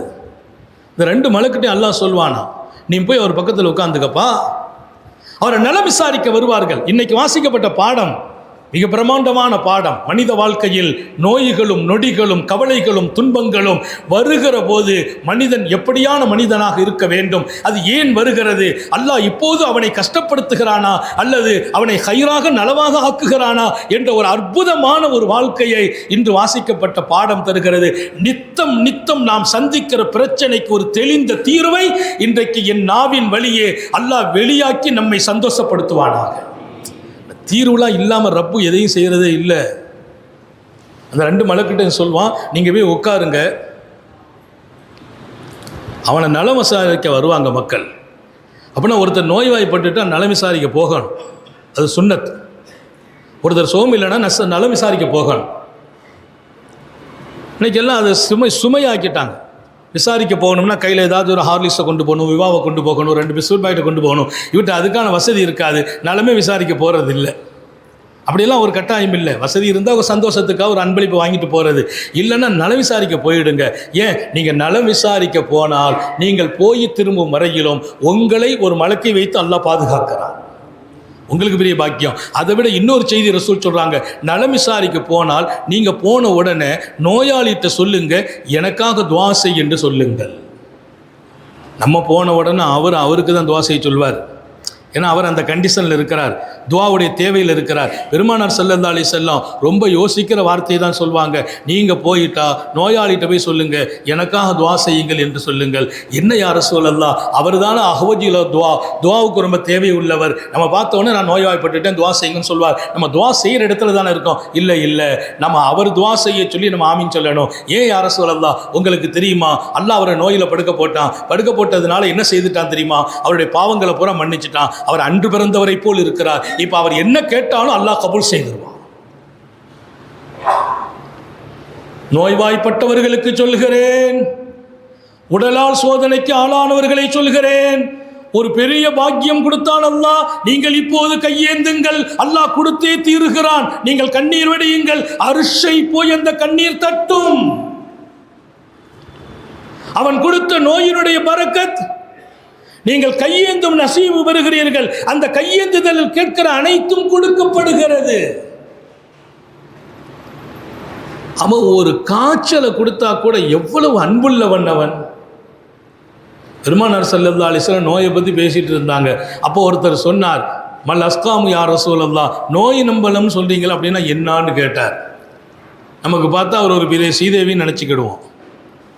அவர் அடுத்து சொன்ன வார்த்தை மருதித்து கத்து, எனக்கு நோயே வந்தது இல்லையே, வாழ்க்கை பூரா தலைவலி கூட எனக்கு வரல, நோயின்னு சொல்கிறீங்களே அப்படின்னா என்னான்னு கேட்டார். பெருமானார் சொன்ன வார்த்தை, கும் அண்ணா ஃபலஸ்தமின்னா, நீ எழுந்திருச்சு போயிடுப்பா, நீ எங்களை சார்ந்தவன் இல்லை. ஏன்? அல்லாஹ் ஒரு மனிதனை உயர்த்தனும் சோதிக்கிறான், அல்லாஹ் ஒரு மனிதனை பண்படுத்த சோதிக்கிறான், ஒரு மனிதனை மன்னிக்க சோதிக்கிறான். இன்னொரு பக்கம் நோய் நொடிகள் கொடுக்கப்படுவது அவனுடைய ரஹ்மத். இன்னும் பெருமானார் சொல்லுவாங்க, அல் அஸ்காமு மின் ரஹ்மத்தில்லா, நோய் நொடிகளும் வேதனைகளும் வலிகளும் அல்லாவின் ரஹ்மத் என்றார்கள். உனக்கு அந்த ரஹ்மத்தை கிடைக்கலன்னா உன் ஈமான்லேயே சந்தேகம் வருது. அதனால நோயை தாண்டு கேட்கலாமா? கூடாது. நோயை கூடு, கேட்பது ஹராம். நோய் வந்தால் அல்லாஹ்வை வருத்தப்படாதீர்கள். நோயை கேட்பதற்கு அனுமதி இல்லை. மௌத்தை கேட்கலாமா? ரொம்ப கஷ்டமா இருக்குதுன்னு மௌத்தை கேட்கலாமா? மௌத்தை கேட்காது. லா தஸ்அலுல்லாஹல் மௌத், அல்லாட்ட மௌத்தை தான் கேட்கக்கூடாது. சரி, ரொம்ப கஷ்டமா இருக்கு, மௌத்தானா தாவல்லியான்னு ஆசைப்படலாமா? ஒல்லா தத்தமன்னவுல் மௌத், மௌத்தை ஆசையும் படக்கூடாது. எந்த ஒரு கஷ்டத்தையும் தாங்க முடியவில்லை என்று மௌத்தை கேட்காதீர்கள். மௌத்தானா நல்லா இருக்குமே என்று ஆசையும் படாதீர்கள். ஏன் தெரியுமா? நீங்கள் வாழ்வதுதான் பாக்கியம் மௌத்தாகுவதை விட. நீங்கள் வாழும் ஒவ்வொரு நிமிடமும் பாக்கியம். உங்கள் அந்தஸ்து உயர்த்தப்படும், அருள்கள் கொடுத்து கொண்டே இருக்கும். நாளை மறுமை சொர்க்கத்துக்கான தயாரிப்புகளில் இருந்து கொண்டே இருக்கிறீர்கள். அப்படி நீங்க வாழ்றதான பாக்கியம், மௌத்தா பாக்கியம். மௌத்து வந்தா ஏத்துக்கூடாது, மௌத்தை தான் கேட்கக்கூடாது. எந்த ஒரு நோயிலும் எந்த கஷ்டத்திலும் அல்லாட்ட மௌத்தை கேட்காதீங்க. அப்ப என்ன கேட்கணும்? ஆரோக்கியத்தை கேளுங்கள். நோய்க்கு பரக்கத்து இருக்குது, நோய் ஒரு ரஹமத், நோயிலேயே இருக்கணும் ஆசைப்படாதீங்க. ஒரு நோய்வாய்ப்பட்டார். பட்டபோது முஹாஜிர் சஹாபி அவரை சந்திக்க வருகிறார். நோய்வாய்ப்பட்டவரை சந்திப்பதற்கு நபி பெருமானார் ஸல்லல்லாஹு அலைஹி வஸல்லத்தோடு ஹிஜ்ரத் செய்த சஹாபி ஒருவர் சந்திக்க வந்தார். சந்திக்க வந்த உடனே மர்ஹபாங்கிறார், உனக்கு சோபனம் உண்டாகட்டும். என்ன சோபனம்? என்ன சோபனம்? வாழ்த்து சொல்கிறார். எப்போ நீ நோயில படுத்துட்டியோ, சோமில்லாமல் ஆயிட்டோ, அப்போ உனக்கு 4 பாக்கியம் கிடைச்சி போச்சுன்னாங்க. எல்லாரும் ஞாபகம் வச்சுக்கணும். நோய்ங்கிறது ஆசைப்படுறது இல்லை, கஷ்டங்கிறது கேட்டெல்லாம் பெறக்கூடாது. வந்துட்டால் எப்படி நடக்கணும், நோய் வந்தால் இப்படி இருக்கணும், கஷ்டம் வந்தால் இப்படி இருக்கணும். அது வர்றது கூட உன் மீது உள்ள ரஹமத்தால் வருகிறது. உன்னை சோதிச்சு உயர்த்த போகிறான் அல்லாஹ், அல்லது மன்னிக்க போகிறான் அல்லாஹ். 4 பாக்கியம். ரஃபுல் கலமன், முதல் விஷயம், எழுதுகோள் உன்னை விட்டும் நீக்கப்படுகிற. இனி நீ என்ன பாவத்தை அல்லாஹ் எழுதுறது இல்லை. நோய்வாய்ப்பட்டு நீ படுக்கிற போது உன் பாவம் எழுதப்படுவதில்லை. அல்லாஹ் நம்ம எல்லாருக்கும் அதுபட்ட நிலைகளை நம்முடைய நோய் வரும்போது நசீபாக்குவானாக. நோயில மனசு உடையாத. ரஃபுல் கலம், அல்லாஹ் பேனாவை எடுத்துடுறான், நீ எழுதுகிற வேலை இல்லை உன் பேரில். 2வது, நீ ஆரோக்கியமாக இருந்தபோது என்னென்ன அமல் செய்த? டெய்லி ஒரு 5 ஜுஸ் குரான் ஓதணும். சுன்னத்து, நஃபீலு, தரா, தஹஜ்ஜத்து, அவாபீன், லுஹா தொழுகை, இஷ்ராக் தொழுகை, இப்படின்னு மொத்தத்தில் ஃபரது நஃபில்லாம் சேர்த்து டெய்லி ஒரு 50 ரக்காத் தொழுது வைங்க. அந்த 50 ரக்காத்து நீ தொழுது இருக்க, குரான் ஓதிருக்க, திக்ர் செய்திருக்க. வேறு என்னென்ன வேலை? அங்கே போய் அம்மாவை போய் சந்திச்சுட்டு வருவார், இங்கே போய் மனைவியை சந்திச்சுட்டு வருவார், அங்கே போய் பிள்ளைய நலம் விசாரிப்பார், வியாபாரத்தில் போய் கொஞ்ச நேரம் உட்காந்துட்டு வருவார். என்னவெல்லாம் நோய்வாய்ப்படுவதற்கு முந்தி நீ செய்தாயோ அத்தனையும் இப்போது நீ செய்யவில்லை, செய்ய வாய்ப்பில்லை, போக முடியவில்லை. ஆனால் அத்தனை காரியத்தையும் நீ செய்ததாகவே எழுதப்படும். எங்க எழுதுகோலை நீக்கிட்டாங்கிறாங்க. பேனாவை வச்சு நீ எழுதுறதில்லை, எதை? பாவத்தை எழுதுறதில்லை. ஏன்னா மன்னிக்கப்படுற காலம் இது. அப்போ என்ன 2வது பாக்கியம் என்ன? நீ என்னவெல்லாம் ஹயாத்தில் நல்ல காரியம் செய்தாயோ இப்போ நீ சோமில்லை பார்த்தியா, நீ செய்யவே முடியல, நீ செய்யலை. 5 ஜூஸு குரான் ஓதுன டெய்லி, இப்போ ஓதல்ல, 5 ஜூஸு ஓதுனதாக எழுதப்படும். 5 பேரை போய் சந்திக்கல, வியாபாரத்து பட்டறையில் போய் கல்லால் போய் உட்காரல, நீ உட்கார்ந்தா என்ன கிடைக்குமோ அது போல இப்போது உனக்கு கொடுக்கப்படும். அப்போ ஒன்று விளக்குறாங்க ரசூலுல்லாஹ் ஸல்லல்லாஹு அலைஹி வஸல்லம், ஆரோக்கியமாக இருக்கிற போது நிறைய நல்ல செயல் செய்யுங்கள், ஆரோக்கியமாக இருக்கும் போது நிறைய வாழ்க்கை வாழுங்கள்.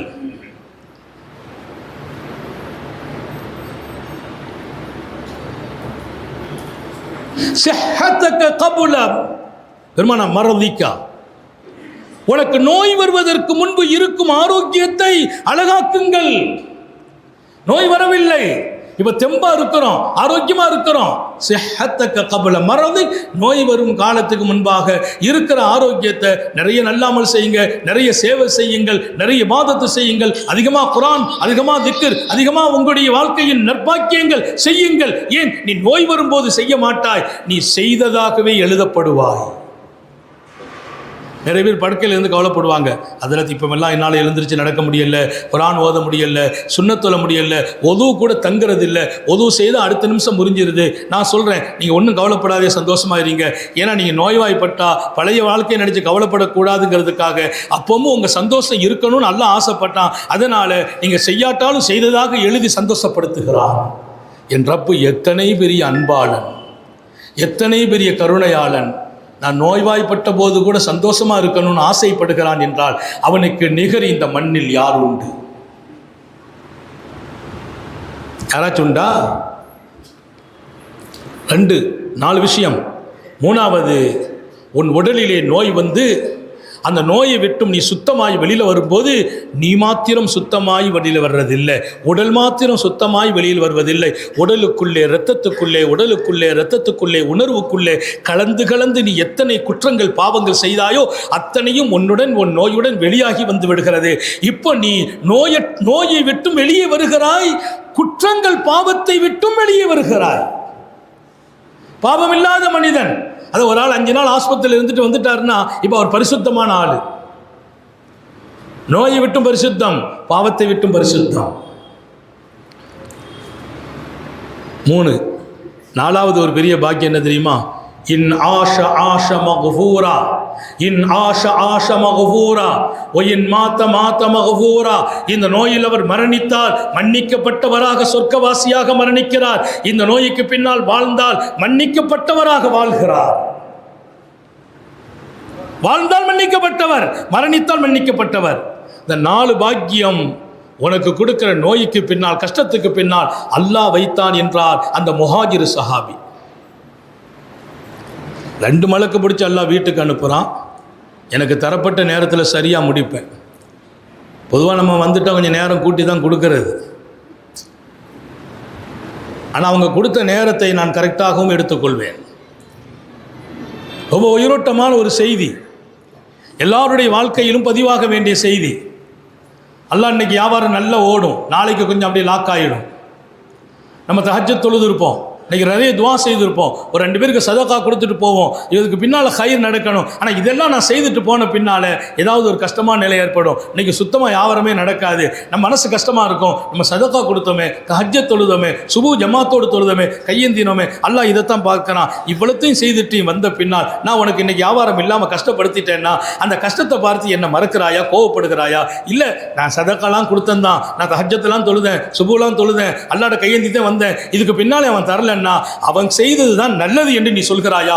நான் செய்தது நல்லது என்று நீ சொன்னால் நாளை தினம் நான் கொடுப்பேன், யாரும் கொடுக்க முடியாததை கொடுப்பேன். யாரும் கொடுக்க முடியாது. அது கொஞ்சம் ஒரு சின்ன அல்லாஹ்வுடைய ஏற்பாடு, ஒரு சின்ன சோதனை. நீ எப்படி நடக்கிற அது அல்லாஹ்வுக்கு ரொம்ப பிரியம். ஒவ்வொரு தனி மனிதனையும் உயர்த்துவதற்கு அவன் கொஞ்சம் டச் பண்ணி பார்ப்பான், எப்படி இருக்கிறான். எல்லாம் நீ செய்துட்டு போயிருக்கோம், இங்கே ரொம்பலாம் வேண்டியதில்லை. காபத்துள்ளால கையேந்தி கண்ணீர் வெடித்து தவாப் செய்து ஹஜ்ருல் அஸ்வதை முத்தமிட்டு முல்தசிமன் அல்லாஹ் எனக்கு சாலிகான புள்ள பிறக்கணும்னு கேட்டுட்டு வந்திருக்குது. மனைவி குழந்தை உண்டா இருக்கிறாங்க, அந்த புள்ள பிறக்கும் போது மௌத்தாகி பிறக்குது. அல்லாஹ் சோதித்து பார்க்கிறான். ஓ, காபாவில் கையேந்திட்டேன், முல்தசிமில் துவா செய்துட்டேன், என் மனைவி கர்ப்பமாக இருக்கிறாங்க, அந்த நேரத்தில் நான் வந்து தவாப் செய்தேன், அல்லாஹ் இப்போ மௌத்தாகி பிறக்குது, அப்படியானால் நீ ரொம்ப அழகானவன், இதை விட சிறப்பான ஒரு வாழ்க்கையை தந்திருக்கிறாய். அடுத்தடுத்து அல்லாஹ் சாலிகான குழந்தைகளை அடுக்கடுக்காக கொடுத்தான். நடந்த வாழ்க்கை. அந்த நேரத்தில் நீ அவனை வந்து குறைபட்டு அவன் பிரியப்பட மாட்டான், அவனை குறை சொல்றது விரும்ப மாட்டான், அவன் மேலே வருத்தப்படக்கூடாது. அல்லாஹ்வை திருப்திப்பட்டு வாழ்கிற வாழ்க்கையில் நீ திருப்திப்படுகிற அளவிற்கு நீ திருப்திப்படுவாயே, அந்த அளவிற்கு கொடுத்து கொண்டே இருப்பான் அல்லாஹ். எங்கள் தாய்மார்களுக்கும் நான் சொல்கிறேன், அவன் கொடுக்கிற கஷ்டத்தின் போது உடைந்து விடாதீர்கள். ஏன் மீண்டும் மீண்டும் சோதனை என்று கேட்காதீர்கள். அவன் கொடுக்கிற ஒவ்வொரு சோதனைக்கு பின்னாலும் உங்கள் பாவங்கள் மன்னிக்கப்படுகிறது, அந்தஸ்துகள் உயர்த்தப்படுகிறது, இன்னும் உங்களுக்கு அல்லாஹ் நிரம்ப கூலி கொடுக்க போகிறான். இங்கே நான் இந்த பகுதியை முடித்து வருவேன்.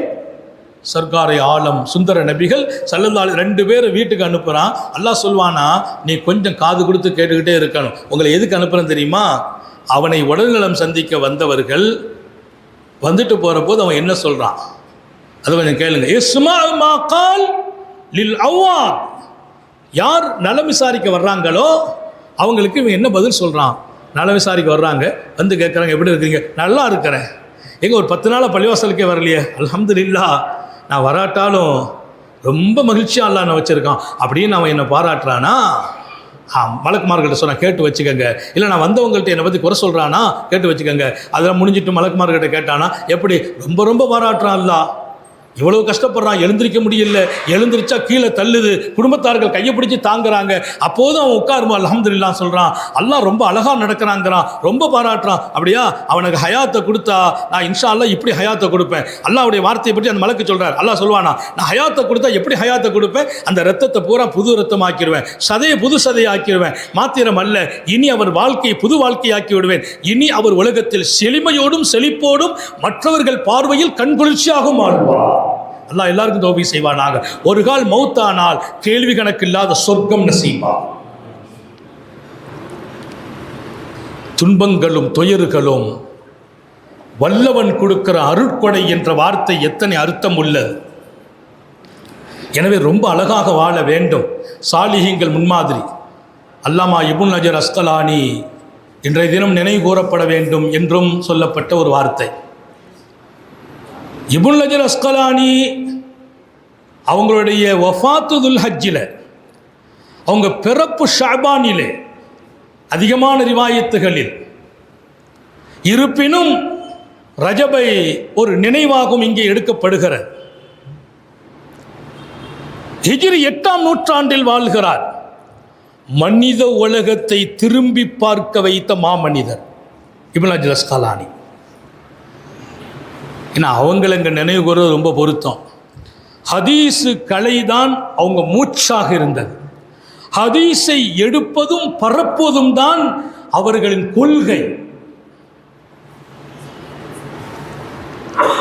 அல்லாமா இப்னு ஹஜர் அஸ்கலானி ஹிஜ்ரி 8ஆம் நூற்றாண்டில் பிறக்கிறார். 773 பிறக்கிறார். 773 பிறக்கிறார். ஆச்சரியம் ஆனால் உண்மை. பிறந்து 73 பிறக்கிறார். 74, 75, 76 3 ஆண்டுகள் பிறந்து 3 ஆண்டுகள் வாழ்ந்து தாயின் அன்பை அரவணைப்பை, ரொம்ப நல்ல தாய், பெருமிதப்படும் தாய். அந்த அம்மா பாலூட்டுவதிலிருந்து சீராட்டி வளர்த்ததிலிருந்து உலகம் அவர்களை நினைவு கூறும் வகையில் அந்த அம்மா வளர்க்கிறார்கள். தாய் முகம் பார்த்து தாயினுடைய அரவணைப்பை அவர்கள் ரொம்பவே ஏங்கி பெற்ற நேரம் 776, 773 பிறக்கிறாங்க. வரலாறு குறிப்பெல்லாம் ரொம்ப மனசில் வச்சுக்கிறணும், நம்ம பிள்ளைங்களுக்கு சொல்லி கொடுக்கணும். 74, 75, 76 தாயினுடைய பெரும் அன்பையும் நேசத்தையும் பெற்று தாயோடு ஒரு கனிவான நெருக்கம் பெறும் நேரம் 76, 3 வயது ஆனபோது அம்மா மௌத்தாயிட்டாங்க. இப்னு ஹஜர் அஸ்கலானியினுடைய அன்பு தாய் 76 வஃபாத். 776, 3 வருஷம். ஒரு பிள்ளை தாயினுடைய ஏக்கம், தாயினுடைய அன்பு 1 வயசு 1.5 வயசுல நான் சொல்லலை, 6 மாத குழந்தை கூட தாயோடு அதகா நெருங்கிட்டு வைங்கல, தாய் இல்லைன்னா அது தூங்காது. யார் அரவணைச்சாலும் உம்மா வந்தால் தான் அந்த அரவணைப்பு முழுசாக கிடைக்கும். 3 வயசில் முகம் பார்த்து பழகி பிள்ளைங்க ஒரு பெரிய விருப்பத்தில் இருக்கிற போது அந்த தாயின் மௌத்து கூட அந்த அம்மாவுக்கு அதை பிரிய மனசு இல்லாமல் தான் பிரியும். அதை பிரிஞ்ச அந்த மகன் தகப்பனார் ரொம்ப பெரிய ஸ்ரீதேவி, அவங்க என்ன செய்தாங்க, அவரை தூக்கி வச்சுக்கிட்டாங்க. ரொம்ப பரக்கத்தாக தன் மகனை தாய் இழந்துட்டாரு, நாம் அழகாக ஆக்கணும்னு நினைக்கிறாங்க. அல்லாஹ்வுடைய நாட்டமும் சோதனையும் எப்படி நடக்கணுமோ அப்படி நடக்கும். 776 தாய், 777 ஓராண்டு காலம் அழகான அரவணைப்பில் வைத்த அவர் தந்தை 777 அவரும் வஃபாத்தாகிறார். யதீமன் அபன் வ உம்மன். இப்னு அஸ்கலானியை பற்றி எழுதுவாங்க, தாயையும் தந்தையும் இழந்த அனாதை. 3 வயசில் தாயை இழக்கிறார், 4 வயதில் தந்தை இழக்கிறார். அல்லாமா இப்னு அஸ்கலானி எப்படி வளர்வனும், எப்படி வாழணும், யார் வளர்ப்பது, எப்படி பண்படுத்துவது. அவங்க தகப்பனார் ஒரு பெரிய ஸ்ரீதேவி, உடல்நலம் கொஞ்சம் குறையும் போது டக்குன்னு 2 நண்பர்கள் அவங்க மேலே உயிராக இருந்தாங்க. ஹரூபி ஒருவர், ஹரூபியை கூப்பிட்டு சொன்னார், என் மகனை உங்கள்கிட்ட ஒப்படைக்கிறம்பா, என் பிள்ளைய நல்ல பிள்ளைய ஆக்கிடுப்பா, உன்ன மாதிரி உன் பிள்ளை மாதிரி வளர்த்துரு.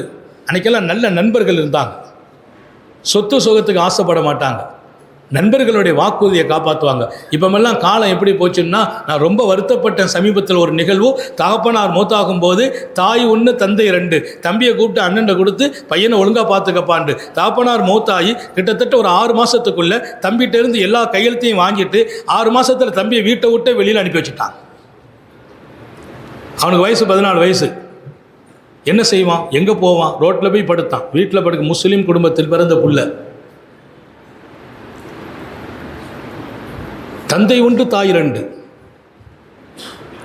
எப்படினாலும் என் சகோதரன் அவன், தந்தை வழி சகோதரன். அவன் கேட்கறான், இப்போவுமே இந்த கையெழுத்தெல்லாம் கேட்குற எதுக்குப்பா, எல்லாம் நல்லதுக்கு தானப்பா, நீ கையெழுத்து போட்டுட்டா நமக்கு வேலை சொத்துக்களை நம்ம பேரில் வச்சுக்கலாம்ல. இப்போ அவன் அவ்வளோதான், அவனுக்குள்ள அறிவு, சின்ன பிள்ளை தானே. வீட்டை விட்டு வெளியில் அனுப்புனது இல்லை, அப்படியே போன்ட்டான், நீ இங்கே வீட்டுக்குள்ளே வரக்கூடாது. அதுக்கு பின்னால் அவன் போய் ஃபோனுக்குன்னு பண்ணுறதுக்கு எல்லா ஃபோன் முகவரியும் க்ளோஸ் பண்ணிட்டாங்க.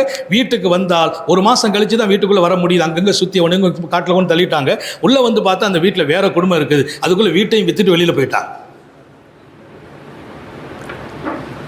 மனித இதயமே இல்லாத மனிதர்கள் வாழ்கிறார்களா என்று யோசிக்கிற உலகத்தில் அல்லாமா ஹரூபி இடத்திலே தன் மகன் அஸ்கலானியை கொடுக்கிறார். என் பிள்ளையை கொஞ்சம் கவனிச்சுக்கப்பாண்டு. அவர் ரொம்ப அழகானவர், அழகாக பண்படுத்துகிறார், பக்குவப்படுத்துகிறார், வளர்க்கிறார். குர்ஆன் ஷரீஃபை ஓத சொல்கிறார். நினைவாற்றல் அல்லாஹ் கொடுத்தான். அல்லாஹ் ஒரு பிள்ளையை தேர்ந்தெடுக்குன்னு நினைக்கும் போது தாய் இல்லை தந்தை இல்லை, அது அனாதைன்னு சொல்லிட முடியாது. தாய் இல்லை தந்தை இல்லை, அல்லாஹ் நினச்சா எங்கே உயர்த்தணுமோ அங்கே உயர்த்தி வச்சிருவான். தாய் தகப்பனுடைய நல்ல துவா பிள்ளைங்களுடைய ஹயாத்து பூரா நீடிச்சிருக்கும். அதனால் உங்கள் பிள்ளைகளுக்கு நீங்கள் துவா செய்யுங்க. எந்த தாயும் தகப்பனும் பிள்ளைங்க கஷ்டப்படுத்துகிறாங்கன்னு பத்வா மட்டும் செய்திடக்கூடாது. ஒவ்வொரு பெற்றோர்களிடத்திலும் பிள்ளைங்க துவாவை ஆதரவு வைக்கணும். ஹரூபி எல்லா வகையான ஆற்றலையும் கொடுக்கிறார். இப்னு அஸ்கலானியினுடைய அந்த சின்ன பருவத்தை கொஞ்சம் பரிச்சை செய்கிறார். குர்ஆனை ஓதுப்பான்னார். அவர் சூரத்து மரியம் எடுத்து ஓதுனாங்களாம். அப்படியே பார்த்து ஓதி அன்னைக்கு சாயந்தரம் சூரத்துல் மரியமை குர்ஆனை மூடி வச்சு பாடம் கொடுத்தாங்களாம். காலையில் ஆரம்பித்து மாலைக்குள்ளால் சூரத்துல் மரியமை மனப்பாடம் செய்து முடிச்சுட்டாங்க. சூரத்துல் மரியமை ஒரே நாளில் ஹிஃப்து செய்தாங்க. அவங்க வரலாற்றில் தங்க எழுத்தால் பதியப்பட்ட செய்தி. பாப்பாவும் இல்லை, அம்மாவும் இல்லை, ஒரு அனாதை. சின்ன தந்தை பெரிய தந்தையால் வளர்க்கப்படலை, உடன்பிறப்புகளால் அல்ல, உறவுகளால் அல்ல, தந்தையின் நண்பரால். அந்த உணர்வை பார்த்து குர்ஆனை ஓத வைத்து அவங்க சீக்கிரமாக குர்ஆனை ஓதி மனப்பாடம் செய்து 9 வயசில் ஹாஃபிஸ் ஆனாங்க அன்னைக்கு காலத்தில். அதுக்கு பின்னால் அவர்களுடைய இல்மு திறமை ஆற்றலை எல்லாம் பார்க்கிறார். 11 வயசு அவங்களுக்கு. ஹரூபி ஹஜ்ஜிக்கு போகிறார். மகனே நீ எங்கூட ஹஜ்ஜிக்கு வான்னு கூட்டு போகிறாங்க. அல்லாமா இப்னு அஸ்கலானியினுடைய முதல் ஹஜ்ஜி பயணம் 11 வயதில் துவங்கியது. எங்கள் தாய்மார்களும் இதயத்தில் பதிவு செய்யுங்கள். உங்கள் பிள்ளைகளுக்கு சாலிஹீன்களின் வரலாறை சொல்லி வளருங்கள். யார் இல்லாவிட்டாலும் அல்லாஹ் உன்னை உயர்த்த நினைத்தால் உன்னை யாராலும் கைவிட முடியாது. அல்லாஹ் உன்னை தூக்கி நிறுத்தினால் அதற்கு பின்னால் நீ யாருடைய தெய்வம் இல்லாமல் வாழலாம். உதாரணம் இப்னு அஸ்கலானி 11 வயது ஹஜ்ஜி, மக்காவுக்கு போகிறார், திருக்குரானை மனனம் செய்திருக்கிறார். அங்க போய் பெரிய பெரிய இமாம்களிடத்தில் தன்னுடைய மகனை போல் அறிமுகப்படுத்துகிறார்கள். என்ன பாக்கியம்! அந்த ஆண்டு அவங்க ஹஜ்ஜுக்கு போன ஆண்டு, அந்த ஆண்டினுடைய 6 மாதம் அங்கே தங்குறாங்க. ரமதானுடைய காலம். அந்த ரமதானில் அல்லாமா இப்னு ஹஜர் அஸ்கலானி காபத்துல்லாவில் ஹரம் ஷரீஃபில் ரமதானுடைய தராவிஹ் தொழுகை இமாமாக நின்று தொழ வைக்கிறார். அல்லாஹ் நம்ம எல்லாருக்கும் நசீபாக்கட்டும். ஒரு பெரிய காரி, அவங்க கிராத்துக்கு உலகம் அடிபணிந்தது. 11 வயதில் ஹரம் ஷரீஃபின் இமாம், ரமதானின் இமாம், தராவிஹ்.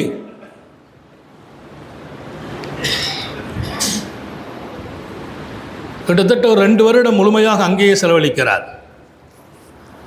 காபாவினுடைய இமாம்களை, மக்காவினுடைய தலைவர்களை, மக்காவினுடைய அறிஞர்களை இவர்களுக்கு பழக்கப்படுத்தி ஃபிக்ஹுல் ஹதீஸுகளில் மிகுந்த ஆர்வம். இன்னும் அடுத்த ஒரு 3 வருடம் அவர்கள் ஊருக்கு திரும்புகிறாங்க. இவங்களுடைய 13 வயசில் ஊருக்கு திரும்புகிறாங்க. 14 வயசு இவருக்கு துவக்கம். ஹரூபியும் மௌத்தாகிறார்.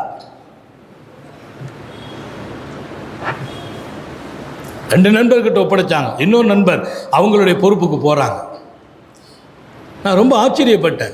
அல்லாமா இப்னு ஹஜர் அஸ்கலானி, அல்லாஹ் எனக்கு ஒரு வாய்ப்பு கொடுத்தான். அவங்களுடைய ஜியாரத்துக்கு போயிட்டு வந்திருந்தேன். இப்னு ஹஜர் அஸ்கலானி ரஹ்மத்துல்லாஹி அலைஹினுடைய ஜியாரத்தில் போய் நின்று அவர்களுக்கு நான் யாசீன் ஓதி துஆ செய்தேன். துஆவை கொண்டு நோக்க அவங்க தரஜா உயர்றதில்லை. அங்கே போய் நின்னதால் என்னுடைய அந்தஸ்து அல்லாஹ் உயர்த்தினான். அல்லாஹ் நம்ம எல்லாருக்கும் தௌஃபீக் செய்யட்டும்.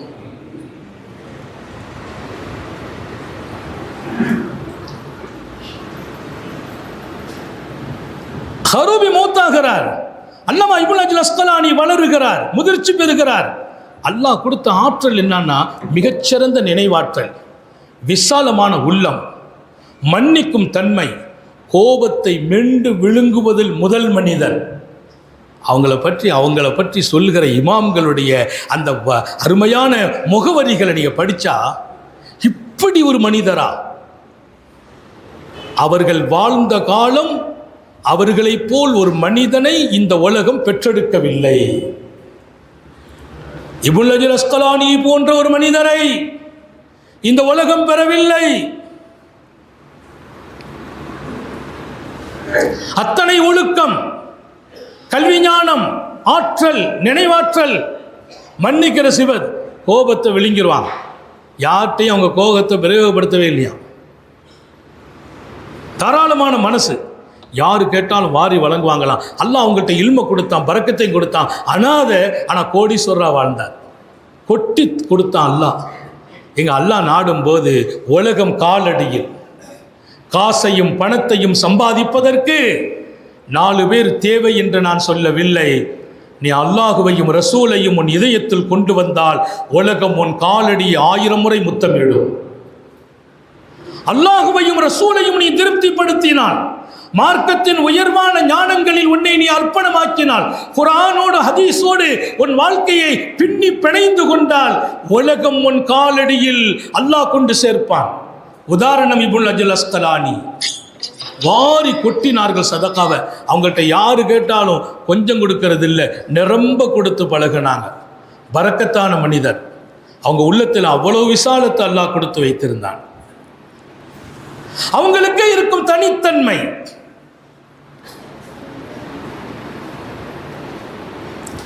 அமன்னர் ஹாரூன் ரஷீதை பற்றி படித்தேன். கோபத்தை மெண்டு விழுங்கணுங்கிற அந்த வாழ்க்கையில் அவங்க சொன்னாங்க, நான் ரொம்ப ஆசைப்படுறேன்னா, நான் ரொம்ப ஆசைப்படுறேன். இந்த உலகத்திலேயே எனக்கு ஒரு ஆசை இருக்குது, ரொம்ப நாளாக இருக்குதுன்னா. நான் கோபத்தை விழுங்க ஆசைப்படுறேன், எனக்கு ஒரு ஆசை ரொம்ப நாளாக இருக்குது. ஆமன் ஹாரூன் ரஷீத் அவங்க ரசூலுடைய குடும்பத்து தொடரில் வந்தவங்க.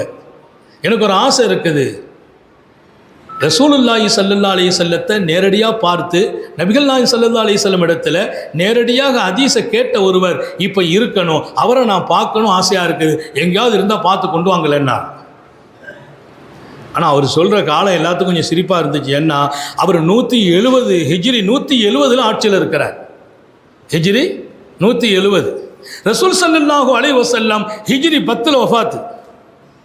பெருமானாருடைய வஃபாத்து, பெருமானார் எப்போ மக்காவில் மதீனாவுக்கு வந்து 10 ஆண்டு காலம் வாழ்கிறாங்க. மதீனாவுக்கு வந்தால் தான் ஹிஜ்ரி துவக்கம். பெருமானார் வஃபாத்தாகி 160 வருஷம் கழிஞ்சு போச்சு. அவர் சொல்கிறார், எனக்கு ஒருத்தரை பார்க்கணும், வாசிலா இல்லாமல். அவர் சொன்ன வார்த்தை என்ன? அவர் சொன்னார், அவர்கிட்ட கேட்டெல்லாம் சொல்லக்கூடாது, நான் ரசூலுல்லாஹ்ட்ட கேட்டேன் அப்படின்னு சொல்கிற ஆள் ஒரு ஆள் வேணும். பெருமானாரை நான் பார்த்தேன், உங்கள் ஹதீஸை சொன்னாங்க, நான் கேட்டேன். அப்படி ஆள் யாராவது இருந்தால் கொண்டு வாங்க, எனக்கு ரொம்ப ஆசையாக இருக்குதுன்னா. நிறைய அதிகாரிகளை போட விட்டா அதிகாரிகள்லாம் போய் தேடுனா எங்கோ ஒரு இடத்துல ஒரு கிராமத்துக்குள்ள ஒருத்தர் இருக்கிறார். அவர் ரொம்ப வயசான ஆள், எப்படி இருக்கிறான்? கிட்ட போய் பார்த்தா ஆள் பழுத்த பழம், முடங்கி உட்கார்ந்து இருக்கிறார், எழுந்திரிக்க முடியல, நடக்க முடியல. அவர் அப்படியே ஒரு படுக்கையில் உட்கார வச்சு அப்படியே தூக்கி உட்கார வைக்கிறாங்க. அவரை போய் பார்த்தாங்க, அங்கே உள்ளவங்க சொன்னாங்களா, இவர் ரசூல் ஸல்லல்லாஹு அலைஹி வஸல்லத்தை பார்த்த ஆளுன்னாங்க. ரசூலுல்லாஹ் பார்த்தாலா உடனே கொண்டு போய் ஒரு பெரிய மெத்தையை வச்சு, அந்த மெத்தையில் சோபனை மாதிரி வச்சு, எப்படி ஒரு பராக்கை தூக்கிட்டு வருவோமோ அதை மாதிரி மேலே வச்சு தூக்கி கொண்டு வந்துட்டாங்க. பல்லாக்கில் வச்சு கொண்டு வந்த மாதிரி.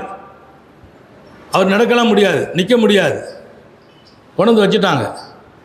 ஸல்லல்லாஹு அலைஹி வஸல்லத்தை பார்த்த ஆள் ஒரு ஆள் கிடச்சிக்கிட்டாருன்னா, மன்னர் குளிச்சு சுத்தமாகி பரதி கொண்டு ஓடி வந்து பார்க்குறாங்க. பார்த்துட்டு கேட்டாங்க, அல் ராய்த ரசூலுல்லாஹ்னு கேட்டாங்க. ரசூலுல்லாஹ் நீ பார்த்தாயா? ஆமான்னார். எப்போ பார்த்தீங்க? ஆனால் சின்ன பிள்ளை, எங்கள் தகப்பனார் என் கையை பிடிச்சி கூப்பிட்டு போனாங்க, முஹம்மது ரசூலுல்லாஹ்வுடைய தர்பாரில் என்னை கொண்டு விட்டாங்க. அப்போ நான் சின்ன பிள்ளை, ரசூலுல்லாஹ்வை நான் பார்த்தேன், ஸல்லல்லாஹு அலைஹி வஸல்லம் திருமுகத்தை சந்தித்தேன், அவங்க கூட உட்கார்ந்துருந்தேன், அந்த நசீஹத்தை கேட்டேன் அப்படின்னு சொல்கிறார். சொல்லிட்டு சொன்னார், அதுக்கு பின்னால் எந்த ஒரு முறையும் ரசூலை நான் பார்க்கல, அதோட ரசூலுல்லாஹ்வை நான் பார்க்கறதுக்குள்ளே மௌத்தாயிட்டாங்க. ஒரு தடவை தான் அந்த வாய்ப்பு கிடைச்சிச்சு. அல் சமீத்த மின் ரசூலில்லாஹி ஷையா, ரசூல் ஸல்லல்லாஹு அலைஹி வஸல்லம் ஏதாவது ஹதீஸ் சொல்லியிருக்காங்களா, கேட்டிருக்கிறியா? அந்த நேரத்தில் உன் காதில் ஆமாம், நான் போது சொன்ன ஒரு ஹதீஸ் என் மனசில் அப்போவே நான் பதிஞ்சு வச்சுட்டேன். என்ன அது? யஷீபு இப்னு ஆதம் வ யதஷப்பு மின் வ தஷப்பு மின்ஹு இஸ்னான் ஹிஸ்லத்தான். ஒரு ரிவாயத்தில் மனிதன் வயசாகி போகிறான், அவனுடன் 2 மாத்திரம் வாலிபமாகவே இருக்கிறது. மனிதன் வயதாகி போகிறான், அவனோடு 2 மாத்திரம் வாலிபமாக இருக்கிறது என்று சொன்னாங்க பெருமானார். அல் ஹிர்சு வல் அமல், ஒன்று பேராசை, இன்னொன்று மேலாசை. பேராசையும் இருக்குது, மேலாசை, மேலெண்ணம், அதை செய்யணும் இதை செய்யணும். அப்போ மனிதனுடைய பேராசையும் மேலெண்ணமும் அது வாலிபமாகவே இருக்கிறது. அவனுக்கு வயசு 100 ஆனாலும் வாலிபம் எதற்கு இருக்கும்? பேராசைக்கு இருக்கும். பேராசை அடங்கிறது இல்லை, ஆசை அடங்கிறது இல்லை அப்படின்னு சொல்ல அவர் உடனே பிரமித்து போனார். கொண்டா ஹசானாவை போய் எடுத்து பிரம்மாண்டமான பொற்களி தங்கத்தை ஒரு பை நிறைய அள்ளி அவர் சொன்னார், என்னுடைய ஆசை கனவை அல்லாஹ் தீர்த்தான். உலகத்தில் எடை வாசிலா இல்லாமல் நேரடியாக ரசூலுல்லாஹ் சொன்னார்கள் என்று சொன்ன ஒரு ஹதீஸை நேரடியாக கேட்டு சொன்ன மனிதரை நான் பார்த்தேன், கேட்டேன். அல்ஹம்துலில்லாஹ். அல்லமா இப்னு அஜல் அஸ்கலானி வரலாறை எழுதும்போது சொல்லுவாங்க, இப்னு அஸ்கலானி ரஹ்மத்துல்லாஹி அலைஹி ரசூல் ஸல்லல்லாஹு அலைஹி வஸல்லம் ஹதீஸை உலகத்தில் கொண்டு பரப்புவதில், ஈடுபடுவதில், அதை கொண்டு போய் சமூகத்தில் சேர்ப்பதில், யாரெல்லாம் அந்த ஹதீஸை கேட்டிருக்கிறாங்க அப்படின்னு அவர்களை போய் சந்திப்பதில் நீண்ட நெடும் பயணம். ஒருத்தர் போய் சந்திப்பாங்க, அந்த ஹதீஸ் அவர் சொல்வார், அந்த ஹதீஸில் அவருக்கு லேசா ஒரு சந்தேகம் இருக்கும். இதே ஹதீஸ் இன்னொரு இடத்துல இருக்குது, அவர் எங்கே இருக்கிறார்? அவர் குஸ்தன்தினியாவில் இருக்கிறார், இங்கிருந்து அங்கே போவாங்களாம். அந்த ஹதீஸை சரியாக கொண்டு தருவதிலே மிகப்பெரிய அக்கறை. சரியான நேரத்தில் நிறைவு செய்வேன். நீங்கள் யோசிக்கலாம், செய்தி போயிட்டே இருக்குதே, இந்த செய்திக்கு முடிவெல்லாம் இல்லை, நேரம் முடித்து வைக்கும், அவ்வளோதான். மன்னர் கொண்டு கொட்டுகிறார் தங்கத்தை. அந்த மனுஷன் தங்கத்தை வாங்கி நீ என்ன செய்ய போற? கிட்டத்தட்ட 170 ஹிஜ்ரி. ரசூலுல்லாஹ் நான் சந்திக்கும் போது எனக்கு சின்ன பிள்ளை, ஒரு 5 வயசு இருக்கும் வைங்களேன். அவருக்கு வயசு கிட்டத்தட்ட 165 வயசை தாண்டி போயிட்டு இருக்கு. நேற்று கூட முந்தா நாள் சவுதி அரசாங்கம் ஒரு பெரிய வாழ்த்து சொன்னது. சவுதி அரசாங்கத்தில் என்றைக்கு சவுதி அரசு உருவானதோ, மன்னர் சவுதியில் இருந்து அடுத்தடுத்து வந்த அத்தனை மன்னர்களையும் சந்தித்த ஒருவர் நேற்றைய தினம் வஃபாத். அவர் 142 வயசு வாழ்ந்து மௌத்தாகிறார். 142 வயசு. சவுதியிலேயே மூத்த மனிதர் என்று அவருக்கு பாராட்டு. எல்லா மன்னர்களையும் சந்தித்தாராம், எல்லா மன்னரின் காலத்திலே வாழ்ந்திருக்கிறார். அவர் 102 வயசு. அவருடைய படத்தை பார்த்தா இன்னும் தெம்பா இருக்கிறார். நம்ம ஆட்கள்லாம் நீங்கள் பார்த்தீங்கன்னா 60-65லேயே ரொம்ப பலகீனமாகி முடியாமல் போய் ஒருத்தர் எனக்கு ஒரு ஃபோன் பண்ணார், ரமதான் வரவே இல்லை. ஃபோன் பண்ணி கேட்டார், அதற்கு ரமதான் வருது, எனக்கு உடல் நிலைமைலாம் அவ்வளோ சரியில்லை, கொஞ்சம் வயசாகி போச்சு, பலகீனமாக இருக்கிறேன், நோம்புக்கு பகரமாக என்ன செய்யலாம்? நான் சொன்னால் ஒரு நோம்பை விட்டால் ஒரு மிஸ்கினுக்கு சாப்பாடு கொடுக்கணும், 30 மிஸ்கின் 30 நாள் நோம்பை விட்டால் 30 மிஸ்கின்களுக்கு சாப்பாடு கொடுத்துருங்க அப்படின்னு நான் சொன்னேன். சொல்லிட்டு கேட்டேன், ஹஜர் உங்கள் வயசு எத்தனை? 59 அப்படின்னார். 59 வயதில் முடியல, பலகீனம். அவர் கேட்டார், அனஸ் ரலியல்லாஹு தஆலா அன்ஹு கடைசி காலத்தில் நோன்பு பிடிக்க முடியாமல் இப்போ ஃபித்யா கொடுத்தா கேள்விப்பட்டேன். ஆமாங்க கொடுத்தாங்க. அனஸ் பின் மாலிக் ரலியல்லாஹு தஆலா கடைசி 2 வருஷம் அவங்களுக்கு நோன்பு பிடிக்க முடியல, உடம்பு பலகீனமாக இருந்துச்சு. அதனால ஒரு மிஸ்கினுக்கு சாப்பாடு அடிப்படையில் 30 நாளைக்கு சாப்பாடு கொடுத்துட்டாங்க. ஆனால் அனஸ் பின் மாலிக் வந்து ஃபித்யா கொடுத்த வயசு எப்போ தெரியுமா? 117 வயசு வரைக்கும் நோன்பு பிடிச்சாங்க. 118 பிடிக்க முடியல, 19லையும் பிடிக்கல, அதுக்காக சதக்கா கொடுத்தாங்க. சில பேர் 117 118 அவங்க பிடிக்கல, 116 வயசு வரைக்கும் நோன்பு பிடிச்சாங்க. முதுமையில் அனசு நோம்பு விட்டாங்கன்னா முதுமைங்கிறது 65 வயசு அல்ல, 60 வயசு அல்ல, 45 வயசு அல்ல, 117 வயசு வரைக்கும் நோன்பு வைத்தார்கள் அனஸ் பின் மாலிக். இந்த ஹதீஸ் இமாம் புகாரி எழுதுகிறார். இந்த செய்தியை ஹதீஸு கீழே பாடமாக போடுறார். இன்னும் 4 நிமிடத்தில் நிறைவுபடுத்துவேன். தங்க குவியலை கொடுக்கிறார் மாமன்னர். அவர் அவ்வளத்தையும் வாங்கிட்டு மன்னர் சொன்னார், இவரை தூக்கி கொண்டு வந்த இடத்துல விட்டுருங்கன்னு. மன்னர் ரொம்ப வாழ்த்து மரியாதையெல்லாம் சொல்லி அனுப்புகிறாங்க. அப்படியே அவர் அந்த வாகனத்தில் வச்சு மேலே தூக்கி அப்படியே சந்தூக்குமாக தான் தூக்கிட்டு போகிறாங்க. கொண்டு போகும்போது அவர் திடீர்னு கொண்டு போனவங்களை நிறுத்துங்கள்னு சத்தம் போட்டார். என்ன நிறுத்த சொல்கிறார்? நான் மீண்டும் இருக்க மன்னரை பார்க்கணுன்னார். இல்லைங்க, அரண்மனை விட்டு வெளியில் வந்தாலும் திரும்பலாம் அனுமதி கிடைக்காது. இல்லை நான் பார்த்தா தான் போவேன்னார். அவங்க சொல்கிறாங்க, அவர் எழுந்திரிச்சு வரும்போதெல்லாம் அந்த சத்தம் இல்லை. இப்போ இந்த தங்கத்தை கொடுத்த பின்னால் இவ்வளோ பெரிய சத்தம், கடுமையான சத்தம். உற்சாகமாயிட்டார். மீண்டும் உள்ளே கொண்டு வந்தாங்க. அனுமதி மன்னர் கேட்டார், என்ன உங்களை இன்னொருக்க பார்க்கணும், உள்ளே கொண்டாப்பான்னா கொண்டாந்தாங்கன்னு வச்சாங்களாம். வச்சோன்னு கேட்டாங்க, அதாவு ஹாதா ஃபி ஜமா ஃபி ஃபி சனத்தி ஹாதா ஃபி குல்லி சனத்தின் ஜதீத். அவர் கேட்ட வார்த்தை, நீங்கள் கொடுத்த இந்த உயர்தரமான மதிப்பும் சன்மானமும் இந்த வருஷத்தில் கொடுத்திருக்கிறீர்களே, இந்த வருஷத்தோடு முடிஞ்சிருமா? வருஷம் கொடுப்பீங்களான்னு கேட்டார். இந்த வருஷம் மட்டும்தானா? அடுத்த வருஷத்துலையும் இதே மாதிரி அளவுக்கு திரும்ப வந்தால் நீங்கள் கொடுப்பீங்களான்? மன்னர் சிரித்தாராம். சிரித்து விட்டு சொன்னாராம், சதக ரசூலுல்லா உண்மை சொல்லிட்டாங்க. அவர் வாயால் சொன்ன ஹதீஸுக்கு அவரே விளக்கமாக மாறினார். மனிதன் முதுமை பெறுகிறான், அவனோட ஆசை மட்டும் வாலிபமாகவே இருக்கிறது என்று ரசூல் சொன்னார்களே, அந்த வார்த்தையை சொன்ன அவரே அதை வெளிப்படுத்தினார். முடியல, அடுத்த வருஷமும் நீங்கள் வாங்கன்னு சொன்னால் இவர் ஊரு போய் சேர்ற வரைக்கும் கூட ஹயாத்தா இருப்பாங்களான்னு எனக்கு தெரியல. இந்த மனுஷன் அடுத்த வருஷமும் நீங்கள் இதே மாதிரி அன்பளிப்பை கொடுப்பீங்களான்னு கேட்குறாரு பாருங்க. அதான் ரசூலுல்லாஹ்வுடைய ஹதீஸு. உண்மையிலேயே இவர் கேட்டார் என்பதற்கு ஆதாரமாகவும் இவரே அதற்கு உண்மையாகவும் மாறிவிட்டார் என்றார் மாமன்னர் ஹாரூன் ரஷீத். அல்லாமா இப்னு ஹஜர் அஸ்கலானி ரஹ்மத்துல்லாஹி அலைஹ் ஹதீஸின் ஆளுமையும் ஆழத்தையும் சொந்தமாக முழுமையாக பற்றியவர்கள். அவங்களுக்கு அல்லாஹ் தஆலா 79 வயசு வாழ வைத்தான். 79 வயசு. ஹிஜ்ரி 773 பிறக்கிறார்கள். ஹிஜ்ரி 852 துல்ஹஜ்ஜில் உடல்நலம் குறைவாக போகுது. முடியல, பெருநாள் தொழுகை கஷ்டப்பட்டு தொழுதாங்க.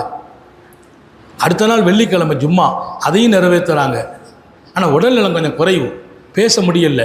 ஆயிரக்கணக்கான முஹத்திஸ்களை உருவாக்கிட்டாங்க. ஆஃபீதுகள், ஃபிக்ஹினுடைய மேதைகளை உருவாக்குறாங்க. இமாம் இப்னு ஹஜர் அஸ்கலானி ரஹ்மத்துல்லாஹி அலைஹ் ஒரு நாள் ஜமாத்தை விட்டதில்லை, சக்கராத் வரையிலும் தொழுகை விட்டதில்லை. அல்லாஹ் நம்ம எல்லாருக்கும் தௌஃபீக் செய்வானா. பேணுதலில் முதல் மனிதர், யாரையும் குறை சொன்னதில்லை, யாரின் மனசையும் சங்கடப்படுத்தியதில்லை. அவங்களுடைய கடைசி அல்லாஹ் கொஞ்சம் கடுமையாகவே நோயை கொடுத்தான். இன்னைக்குள்ள பாடத்திற்கும் இப்னு ஹஜர் அஸ்கலானியின் வரலாறு பொருந்துகிறது. நோய்வாய்ப்பட்டு ஒரு 10-15 நாள் இருக்கிறாங்க. ரொம்ப கஷ்டம். உடல் குன்றி போனது, பேச்சு குறைந்து போனது, செயல்கள் குறைந்து போனது, உணவுகள் குறைந்து போனது, அசைவுகள் குறைந்து போனது. நாளுக்கு நாள் மருத்துவம் செய்யப்படுகிறது. பெரிய ஆலிம்களும் காரிகளும் வந்து டாக்டர்களை புது மருத்துவர்களாக அழைத்து வருகிறார்கள். இப்படிப்பட்ட மாமேதை வாழ வேண்டும் என்று மருத்துவம் செய்யப்பட்டாலும் உடல் மருத்துவத்தை ஏற்றுக்கொள்ளவில்லை. நாளுக்கு நாள் நோய் அதிகமானது, ஆரோக்கியம் குன்றியது. ஒரு நாள் சாப்பாடு நின்று போக, குடிக்க தண்ணீர் கொடுத்தார்கள், குடிக்க முடியவில்லை. அவங்க கேட்ட துவா கோல்டு எழுத்துக்களால் எழுதப்படுது. 2 வார்த்தை தான் அவங்க துவா. அல்லாஹும்மா கமா ஹர்ரம்தனி ஆஃபியதக் லா தஹ்ரிம்னி அஃப்வக். யா அல்லாஹ், இத்தனை டாக்டர்களும் இத்தனை மருத்துவர்களும் இத்தனை பெரிய உலமாக்களும் துஆ செய்தும் உன் கையில் இருக்கிற ஆஃபியத்தை நீ தர மறுத்து விட்டாய், தடை செய்து விட்டாய். கமா ஹர்ரம்தனி ஆஃபியதக். ஆரோக்கியம் என்பது டாக்டரிடத்தில் இல்லை, ஆரோக்கியம் என்பது துஆவில் இல்லை. துஆவுக்கு ஆரோக்கியம் கொடுக்கிற சக்தி உண்டு, மருத்துவத்திற்கு ஆரோக்கியம் கொடுக்கிற சக்தி உண்டு. அந்த சக்தி நீ நாடும் போது மட்டும்தான் கிடைக்கும் என்பதை உறுதிப்படுத்தினாய் ரப்பே. கமா ஹர்ரம்தனி ஆஃபியதக், உன் கையில் இருக்கிற ஆரோக்கியத்தை எனக்கு நீ தடை செய்து விட்டதை போல் லா தஹ்ரிம்னி அஃப்வக். கண்ணீர் வடிக்கிறாங்க, தாடி நனைகிறது. சொன்னார்களாம், ரப்பே ஆரோக்கியத்தை இந்த பாவிக்கு கொடுக்க மறுத்து விட்டாய், ஆனால் உன் மன்னிப்பை மட்டும் மறுத்து விடாதே ரஹ்மானே, உன் மன்னிப்பை மறுத்துடாதே ரப்பே. ஆரோக்கியத்தை நீ தடுத்தால் நான் மௌத்தாகி விடுவேன், உன்னை சந்திப்பேன். உன்னை சந்தித்த பின்னால் எனக்கு கை கொடுப்பதெல்லாம் உன் மன்னிப்பு தான் ரப்பே.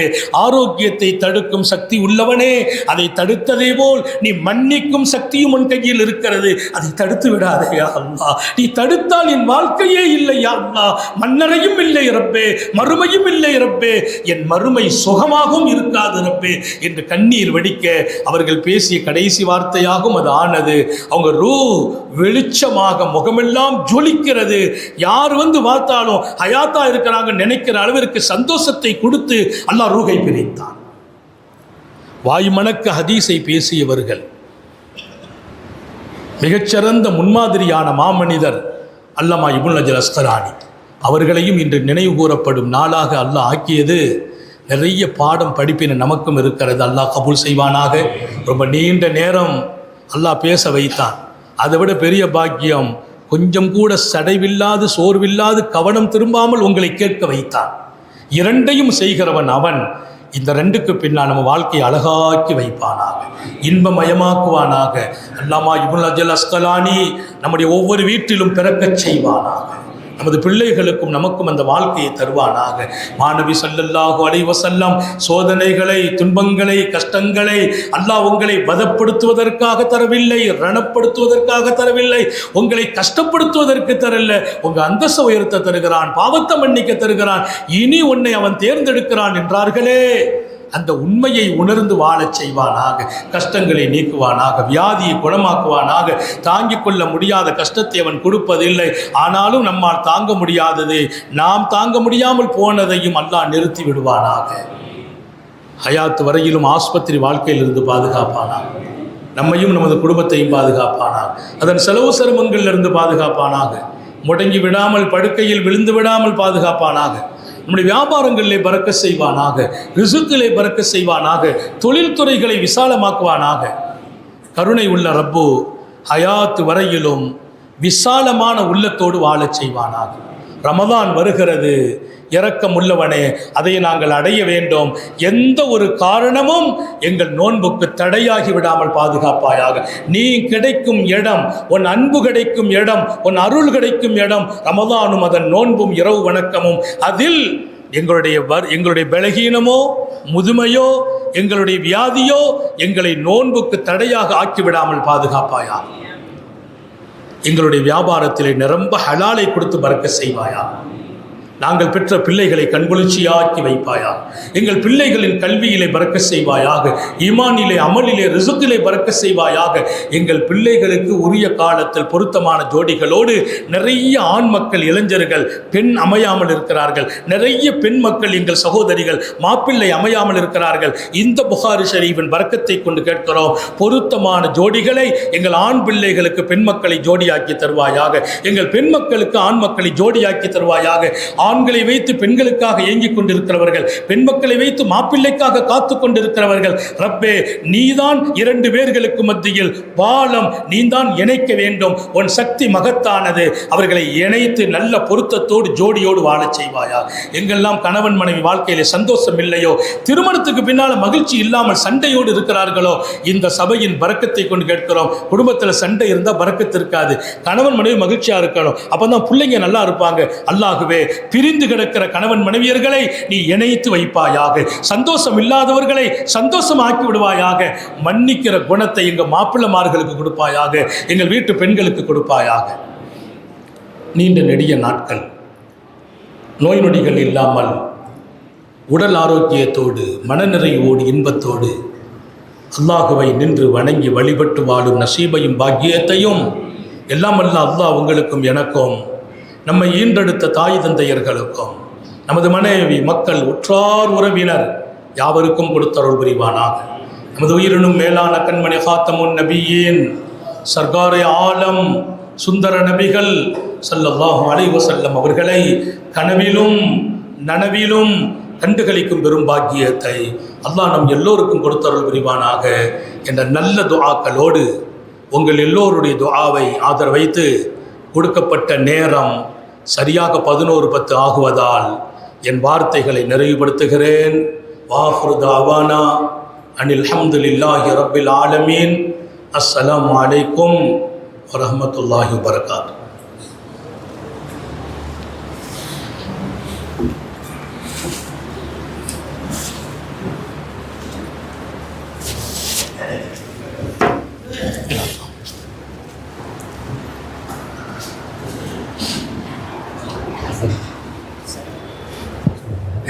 அவங்க துவா அவன் நல்லா இருக்கால அவளியா எங்கே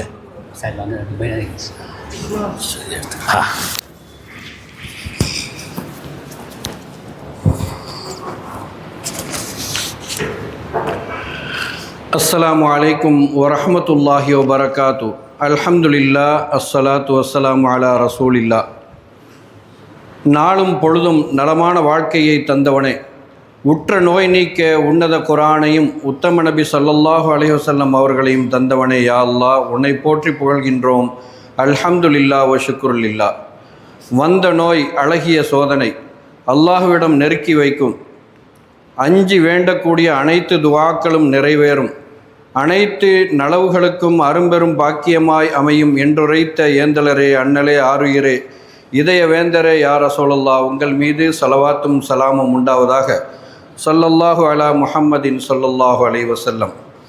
அகத்துக்கும் புறத்துக்கும் அருமருந்தாய் திகழும் அருமந்த திருக்கரந்தமாமல் ஜாமியு ஸஹீஹுல் புகாரி எனும் பரிசுத்த கரந்தத்தை அனுதினமும் ஓதி அரும்பயன் அடையும் புனிதமிகு மாமன்றம் மஜ்லிஸுல் புகாரி ஷரீஃபின் 99ஆம் ஆண்டின் இன்றைய நாள் ஹிஜ்ரி 1447 ரஜபு பிறை 23 13/1/2026 செவ்வாய்க்கிழமை விசேஷ நாளாகும்.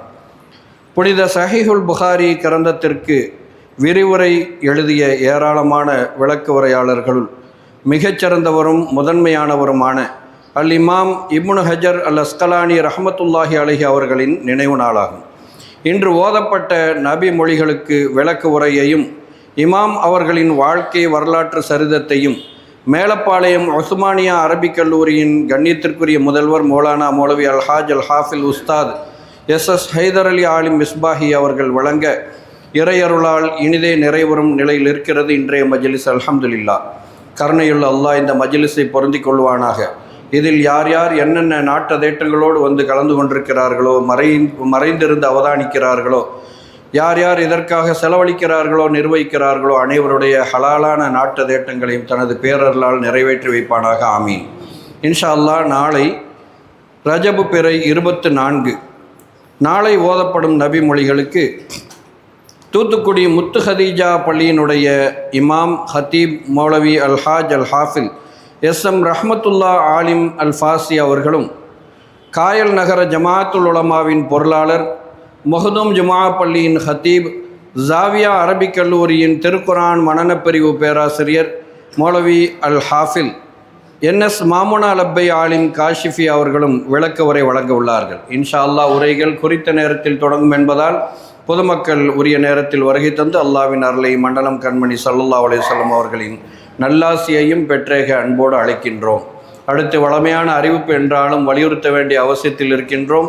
வீட்டு உண்டியல் வைத்திருக்கக்கூடிய உள்ளூர் பொதுமக்கள் இன்னும் ஓரிரு நாட்களே இருக்கின்ற காரணத்தால் 2 நாட்கள் அல்லது 3 நாட்களுக்கு உங்களது நன்கொடைகளை வழங்கி உரிய ரசீதை பெற்றுக்கொள்ளுமாறும், புதிய வீட்டு உண்டியல் தேவைப்படுபவர்கள் உங்களது தேவைகளை உண்டியல் கமிட்டியினரிடம் பூர்த்தி செய்து கொள்ளுமாறும் அன்போடு கேட்டுக்கொள்கின்றோம். துஆவுக்கு அடுத்த நாள் நேர்ச்சை விநியோகம். பங்கு ஒன்றுக்கு ரூபாய் 4000, அரை பங்கு ரூபாய் 2000 என தொகை நிர்ணயிக்கப்பட்டுள்ளது. உங்களது பங்குகளை அலுவலகத்தில் தொடர்பு கொண்டு உறுதி செய்து கொள்ள அன்புடன் கேட்டுக்கொள்கின்றோம். இன்றைய நமது மஜ்லிஸின் செலவினங்களுக்கு மலேசியா பெனாங் நகரில் வசிக்கும் ராமநாதபுரம் மாவட்டம் அத்தியூத்தைச் சேர்ந்த ஜனாப் முஹம்மது புருஸ்கான் அவர்களும் அவர்களது குடும்பத்தாரும் பொறுப்பேற்றிருக்கிறார்கள். அவர்கள் யாவருடைய ஹக்கிலும் துஆ செய்வதோடு அன்னவர்களது குடும்பத்து மர்ஹூமாக்களின் பெயர் பட்டியல் நம் சபையின் ஆண்கள் பெண்கள் பகுதிகளில் பொதுமக்கள் பார்வைக்கு வைக்கப்பட்டுள்ளது. அவர்கள் பெயரில் யாசின் ஹத்தும் ஓதி ஈசால் சவாப் செய்யுமாறு கேட்டுக்கொள்கின்றோம். வஸ்ஸலாமு அலைக்கும் வரஹ்மத்துல்லாஹி வபரகாத்து. حضرة النبي المصطفى والرسول المجتبى محمد المرتضى صلى الله عليه وعلى آله وأصحابه أجمعين. الفاتحة. أعوذ بالله من الشيطان الرجيم. بسم الله الرحمن الرحيم. الحمد لله رب العالمين الرحمن الرحيم مالك يوم الدين. إياك نعبد وإياك نستعين. اهدنا الصراط المستقيم صراط الذين أنعمت عليهم غير المغضوب عليهم ولا الضالين. آمين. بسم الله الرحمن الرحيم. ياسين والقرآن الحكيم إنك لمن المرسلين على صراط مستقيم تنزيل العزيز الرحيم لتنذر قوما ما أنذر آباؤهم فهم غافلون. لقد الذي أنشأها والمرة وهو بكل خلق عليم الذي جعل لكم من الشجر الأخضر نارا فإذا أنتم منه توقدون وليس الذي خلق السماوات والأرض إنما أمره إذا أراد شيئا أن يقول له كن فيكون. فسبحان الذي بيده ملكوت كل شيء وإليه ترجعون. آمين. الفاتحة. أعوذ بالله من الشيطان الرجيم. بسم الله الرحمن الرحيم. الحمد لله رب العالمين الرحمن الرحيم مالك يوم الدين. إياك نعبد وإياك نستعين. صراط المستقيم. بسم الله الرحمن الرحيم. الله أكبر. بسم الله الرحمن الرحيم. قل أعوذ برب الفلق من شر خلق من شر غاسق. بسم الله الرحمن الرحيم. قل أعوذ برب الناس ملك الناس إله الناس من شر الوسواس. الحمد لله رب العالمين. اللهم صل وسلم وبارك وأنعم على سيدنا الجود والكرم وآله وصحبه وسلم. اللهم أنزل المقعد المقرب عندك يوم القيامة.